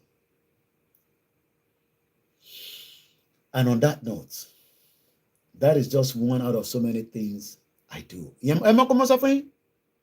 Mo ní Tinubu ti wà níbẹ̀. Mo rò pé wọn náà ń ṣe nǹkan kan. Mo kàn ṣe fún ẹni snip nítorí mi ṣe pọ̀. After 4 years, ibi tèmi bá ṣe tèmi dé, Ọlọ́run fún gbogbo alẹ́ mi gúngún àtàlàáfíà. Èmi á wá sọ fún ẹ. Ìwọ náà gbọ́dọ̀ wá sọ fún mi. In 4 years of Tinubu, kí ni orí ṣe? Ó gbọ́dọ̀ wá sọ fún mi. Torí pé a ti mọ̀ pé gbogbo yóò rí kankan ṣe nígbà Buhari. Àwọn kan rí ṣe o. Àwọn kan ò rí ṣe. But in 4 years of this government, ó gbọ́dọ̀ wá sórí program wá sọ fún mi tó ṣe. Inú ilé tèmi lèmi ti ń study by. Disclosure of information. This is going to be the last one. 8 of 48 lélẹ̀ tí mò ń kà lọ́wọ́ nísìn. Mo mìíràn dẹ̀ fúnra mi ní timing, mò ń time ara mi. So bí ṣe ń ka kínní, bí ṣe ń ṣe, mò ń fúnra mi ní space of pé okay, mo fi gba because ó pọ̀. Wọ́n ló dẹ̀ síbẹ̀ ní bam. Tó bá yẹ pé àwa náà ti gba system, tó yẹ pé àwa náà ní sẹ́wọ̀n tìjọ, à convert gbogbo kínní. Àwọn kan ló máa draft lédè Yorùbá, àwọn kan ló máa impute iṣẹ́ gidi ní kínní yìí. Kó tó di pé ń tẹ̀mí ká yìí, tí wọ́n wá ń tà fún gbogbo èèyàn. It's a lot of work. Disclosure, grace in it won't be up to 4 years. Take it or leave it. And the last one is disclosure of information. If a child wants to confide in you, you should. Tọmọ kékeré kí n sọ lédè Yorùbá. Tọmọ kékeré bá fẹ́ wá bá yín sọ̀rọ̀. Ẹlòmíì àwọn ọmọ yín wọ́n abuse wọn níta. Wọ́n dẹ̀ fi bá yín sọ̀rọ̀. Torí economy Nàìjíríà wọ́n abuse àwọn ọmọ yín níta. Ẹ gbọ́n tó fẹ́ sọ. Ẹ farabalẹ̀ kẹ́ gbọ́n tó fẹ́ sọ. Ẹ wò wọ́n wò. Wọ́n ti abuse wọn pa. Àdè láwọn ọmọ míì náà tó yẹ pé àwọn ló ń gbéra wọn lọ fún wọn. Àwọn ọmọ tó wà ní 15 yẹn àwọn yẹn ti di gẹ̀ǹbẹ́. Gbogbo àwọn ọmọ 15 àwọn obìnrin yẹn wọ́n kún ní swimming pool. Bá ṣe ń sọ̀rọ̀ báyìí nísìn kò sí tó kàn pàdé gbogbo táwọn sọ yìí wọ́n wà ní swimming pool báyìí lọ́wọ́lọ́wọ́ báyìí nísìn tó ń jayé pẹ̀lú àwọn ọmọ yahoo boys. Tó bá swimming pool tán wá jẹ jẹ̀rẹ̀rẹ̀ wá jẹ sèré wá dẹ̀ wọnú yàrá lọ. Wọ́n dẹ̀ gbà sí fúnra wọn. Olùkàlùkù adẹ̀ ti mójú kúrò àwọn èèyàn dẹ̀ ra fún wọn ní bí i 10,000 àbí 20,000 maximum á fún wọn 30,000 olùkàlùkù tó dára máa lọ. Ṣé irú system yẹn lẹ fẹ́? Irú system yẹn lẹ fẹ́ ká máa operate? Wàláì àwọn ọmọ yẹn ló máa padà wá ṣe kí ni wá take you out. Kò ṣe pé àwọn ọmọ yẹn ò ní right láti enjoy life but a gbọ́dọ̀ safeguard wọn. A gbọ́dọ̀ jẹ́ kí bàbá 40 years old kó máa pọn ọmọ 16 is wrong. A gbọ́dọ̀ safeguard àwọn ọmọ yẹn. Àwọn ọmọ 16 to 16 nílùú yìí sí nǹkan tó lè ṣe sí tó bá fẹ́ wàhálà. Bọ̀ pé bàbá kan 50 ó wá ń pọn ọmọ kan mọ́lẹ̀ tó jẹ́ ọmọ 16 ó ti di abuse. This is why they don't want Yoruba nation. Wọ́n mọ̀ pé brain àwa táwa níta ní tolerate gbogbo nonsense yẹn torí pé òun lè tolerate ẹ̀ ní bíbáyìí náà. Mo kí bàbá wa Adéwùsì. We are 6 minutes out of the program. I'm a play anthem in between that 6 minutes. So let me quickly read the last part. 8 of 48 lele. If a child wants to confide in you, you should be accessible and receptive. Òyìnbó yẹn pọ̀ jù. Anita láti break it down. Listen carefully and uncritically at the child's pace. Bọ́mọ kékeré bá fẹ́ bẹ́ẹ̀ sọ̀rọ̀, farabalẹ̀ kó gbọ́n tó fẹ́ sọ bí wọ́n ti ń abuse ẹ̀ níta. Take what is said seriously. Mommy, Daddy Jídé, nígbà mo fẹ́ lọ pọnmi lánàá, ṣe lọ́dẹ̀ fọwọ́ kàn mí lọ́yàn. Ẹgbà tó fọwọ́ kàn lọ́yàn kan. Látọ̀yàn ọmọ adé sálẹ̀. Wá rape ọmọ yẹn kó tó mọ̀. Wá listen. Reassure children that they have right to tell. Ẹ jẹ́ káwọn ọmọ kékeré bá yín sọ̀rọ̀. Ìtàwọn fi yàtọ̀ pẹ̀lú àwọn ọmọ wa níbí báyìí nìyẹn. Wọ́n bá wa sọ̀rọ̀. Kódà tí bá sọ nínú ilé ọmọ mi, Dad, why did you fart? Ìwọ kì í sọ. I'm not joking. Tí bá sọ nínú ilé ọmọ mi ní, why did this? Ìwọ kì í sọ. Ṣé ìwọ kì í sọ? Ṣé tí wọ́n bá sọ èmi náà máa ń gbọ́rùn? Ṣé tẹ̀yin bá sọ nínú ilé? Ṣé àwọn ọmọ yín lè sọ pé Daddy kí ló dé tẹ́ ṣe sọ? Àbórí òpin ni. Ọmọ àlè. Ọmọ àlè. Mo ti bèrè lọ́wọ́ ìyá ẹ̀bí èmi gan mo bí ọmọ àlè, ọmọ wèrè, ọmọ ní jágbajàgba. Kí ló le tó yẹn? Kí ló le tó yẹn? Kí la gbé kí la jù? Kí la gbé kí la jù? Ẹ̀sọ́ ọmọdé ní Daddy ẹ̀sọ́. Ẹ̀wà tí mo jẹ ló jẹ́ kí n sọ. That's all. Ìwà ń kàtàn ìyá ẹ̀ fún. Torí o mọ̀ pé ìyá ẹ̀ o ti abuse ẹ̀ títí ló fi bí ọmọ yẹn. O wá ń fi ìtàn ránà. O wá ń fi ìtàn òfin ránṣẹ́ sọmọ yẹn. Ọmọ yẹn wá òpó ké bí abóṣe láti rí náà nìyẹn. Àwọn tó máa wá gun fọmọ yẹn níta, àwọn yẹn wá kí ọmọ yẹn mọ́lẹ̀ lẹ́yìn bus garage. Wá gbà sí fọmọ yẹn. Ọmọ yẹn wá wálé àná òun lóyún. Olóyún kẹ̀ wá dé bọ́ta, gbogbo wa di yánkan yánrin, gbogbo wa di mess. A wá lọ sọ́dọ̀ Oríyọmí Hamzat. Mo lóyún fún yẹn. Màmá gbà mí ti bá àwọn program Oríyọmí Hamzat bá màmá. Kí ni gbogbo nonsense náà sọ? Safeguard ló yẹ kó ti stop gbogbo nonsense yẹn. Safeguard ló yẹ kó ti stop gbogbo rubbish yẹn. Oríyọmí Hamzat wa máa wo gbogbo ìgbà mi àwa gbọ́wọ́ lórí báyìí. Gbogbo orí ẹ̀ ti funfun. Iṣẹ́ tẹ́ kí council ṣe ẹgbẹ́ lórí èèyàn kan lórí. Alhaji Oríyọmí Hamzat, ẹ kú iṣẹ́ takuntakun. Mo ń kí yín. You're working hard. Iṣẹ́ tẹ́ ká designate fún different ọlọ́pàá láti níṣẹ́ tó fẹ́ ṣe. Ọmọ tá bá rí pé harm ti fẹ́ wà níbẹ̀, a máa force ẹ̀ kúrò nínú ilé yẹn. Àkọ́kọ́ lọ fún ní protection. Ó gbọ́dọ̀ mọ ibi tó wà. I pity una. àbí kẹ́ lọ sọ́dọ̀ Cocoon Foundation ìyẹn wá pín ìrẹsì pín magí tó gbà lọ́wọ́ Dangote àtàwọn big boys. Ó kù 3 minutes. Tell the child you must pass this information on. Make sure that the child is okay. Àìmọye ọmọ tó wà nílẹ̀ Yorùbá láàárọ̀ ètò ìwà okay. But tó bá yẹ pé Koiki mo lọ mú àwọn ọmọ tí mo wá fi ń wọ̀nyí lójú screen. Ọmọ yìí o, ẹ gbà wá o, ẹ máa pump owó lẹ́sẹ̀kẹsẹ̀. Àtẹ̀rẹ́ ní fún wa lówó láàárọ̀ yìí. Àti try tó láàárọ̀ yìí. Ó ti di lecture méjì. Àdẹ̀tí rẹ̀ ní kankan sọ pé Koiki ó dá lecture tààrọ̀ èmi máa sanwó ẹ̀. But tó bá yẹ pé mo lọ kọ́ àwọn ọmọ tí wọ́n pátá tí mo ṣọ́ yín lórí social media, ẹ máa pump owó fún mi bí wèrè. Èmi náà dẹ̀ máa jẹ́ inú ẹ̀. Ìyẹn la fẹ́ àbí? Èmi ò fẹ́ yẹn. I want a system that is regulated with policy. The Yoruba government policy. That every province, it will work. Àwa kan àwa máa lọ ṣe nǹkan pè ní investigate. Tá bá ti gbọ́ pé nǹkan kan ṣe àwa lọ síbẹ̀. O lè ní ìyá jágbájá yìí ní council ilẹ̀ Yorùbá. Àwa fà jáde. Àgbẹ̀ lọ sí court. Ìyẹn làwa fẹ́ o. Try not to interrupt. Táwọn ọmọ bá ń sọ̀rọ̀. Ẹ farabalẹ̀ kẹ́gbọ́n tó fẹ́ sọ. Ṣé wọ́n rí economy Nigeria? Ẹ farabalẹ̀ wọ́n ti ń gun fọ́mọ yín níta. And you stay calm. Àwọn náà máa you know, but ìlú yà máa calm down. Àwọn ọmọ kéékèèké máa frustrate. Ọmọ mi òjò ń rọ̀ níta ó náà fẹ́ ṣeré níta. Wọ́n á pè kí ló fẹ́ ṣeré ní.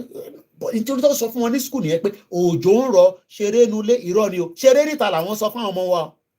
Ẹ̀rọ káà ní òjò ń rọ̀ ṣeré nulẹ̀ máyẹ̀rán káṣọ rẹ̀ kó bàbá irọ́ òwe àṣepá. Ìlú ìmọ̀ ti mọ̀ pé tójò bá ń rọ̀ wọ́n kọ́ àwọn ọmọ síta bìkọ́ wọ́n fẹ́ kọ́ fìlì òjò yẹn. Ọmọ mi lánàá ó náà fẹ́ gbin ẹ̀wà. Wọ́n ń béèrè pé mo ló fẹ́ gbin sí àníkè tó lè gbin sí. Kọ́ kékeré mi sọ̀kalẹ̀. Mo á ṣílẹ̀kùn. Èmi dẹ̀ wá máa lọ sísàlẹ̀ ilé wa ni. Níwájú báńkónì mi, ó lè lọ fi ẹ̀wà yẹn síbẹ̀. Ó wá ń wẹ̀tẹ̀ pẹ̀lú gán omi ẹ̀yẹn. Ó wá fi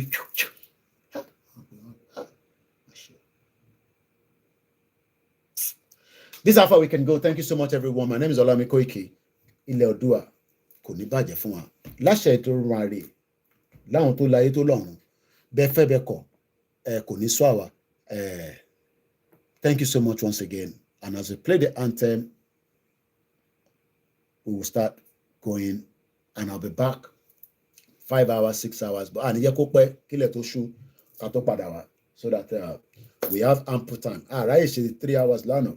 I should 3 hours when we come back. Topic mo fi sọ̀rọ̀ lórí mo rí lórí Gazette. Wọ́n ní bọ̀bọ̀ tó ṣe kú l'Amẹ́ríkà ní Niger bí ṣe kà lórí Gazette. Mo fẹ́ sọ nígbà tí mo ń ṣe economy ẹ̀ bọ̀ mo ti fẹ́ mix ẹ̀ mọ́. O mo fẹ́ wá sọ̀rọ̀ lórí. Niger coup plotter General Bamo worked with the U.S. Special Force for many years, according to officials. If there is a desire on the part of the people who are responsible for this to return to constitutional order, we are prepared to help with them. Ẹni tó plot ikú yẹn, wọ́n ló ṣiṣẹ́ pẹ̀lú US Force for a number of years. Ẹ̀nà ti General Dombozo, core value. A sọ̀rọ̀ nípa ẹ̀ tó bá dalẹ̀ lágbára Elédùmarè. So ibi tá a máa rí mọ́ nìyẹn. Mo kí gbogbo yín, mo kí ọmọdé, mo kí àgbàlagbà, mo kí gbogbo àwọn Koikimedia team. Adúpẹ́ lọ́wọ́ gbogbo ẹ̀yin tí ẹ̀ ń support wa. Ẹ má yẹ kó pẹ́. Àwọn ọmọ wa lójoojúmọ́, Mr. Ọ̀gá, data ti tán, Ọ̀gá, data ti tán. You know, the more you support us, the more the team will be also be pleased with you. Yes, the guy was trained in the US. Okay, you cannot confirm it. I just saw it, so I will be touching on that when we come back later tonight. As I say, Oòduà, Agbewa kò ní gbé àwọn ọ̀dàlẹ̀. I love you all. My name is Olami Koiki. And that's how far I can go. Wọ́n mi comfort Ológunjà wọ́n mọ̀ pé bí ìtẹ̀ sọ fún ẹ̀yìn àti ìfowó kọ́fì yín sí ránṣẹ́. Azeez àwọn méjèèjì yẹn ó confirm. Kúnlé Bakers ọlọ́run bá wà pẹ̀lú ẹ̀ gbogbo yín pátápátá. Ẹ̀yin tẹ́ fẹ́ fún wa náà tẹ́ ẹ̀ ní ẹ máa fàdúrà ràn wá lọ́wọ́. Torí prayer àwọn kan ni pé irú àwa máa sú wa 3 years. Mo sọ fún yín èmi ò níṣẹ́ kankan. Yorùbá nation ni. Abá ti sùn, abá ti jí Yorùbá nation. Family mi náà ti mọ̀ wọ́n ti accept mi bẹ́ẹ̀. So on that note, have a very good afternoon. Bye for now. Wọ́n yọ speaker yẹn jáde. Let's bring it back out. At Lekki toll Èwo gate ló on ń dún, October èwo ló ń dún, 10th. kíkọ̀ kan má dùn. Ẹ má bínú. I need to take something out. There's something playing at the back. Yeah, Mutiya. Now let's go into it.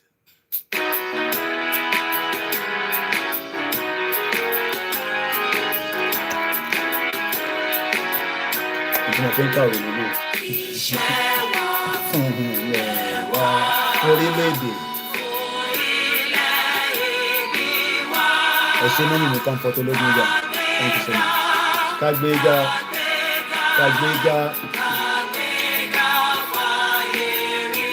Ìgbàgbọ́. Bàtì bí ẹrú.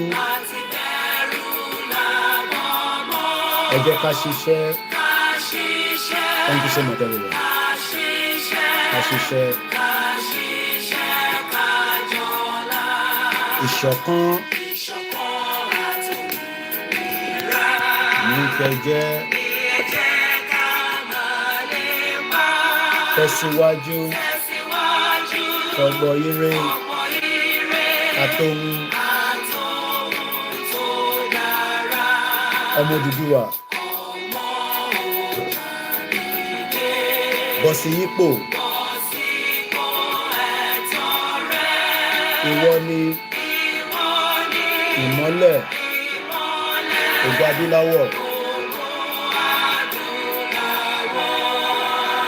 Àwa ni ìmọ́lẹ̀ ògo adúláwọ̀. Ìyá mi Grace àpàdé ní alẹ́ nígbà táwa bá kọ́kọ́ ti ṣe àdúrà tá a máa ń ṣe. All we can always say is that prayer works, but we must not stop the action of what we are doing. What God cannot do does not exist. Koikimedia bringing the world closer to your doorstep. Inyamaje 8/8/2023. Bye for now.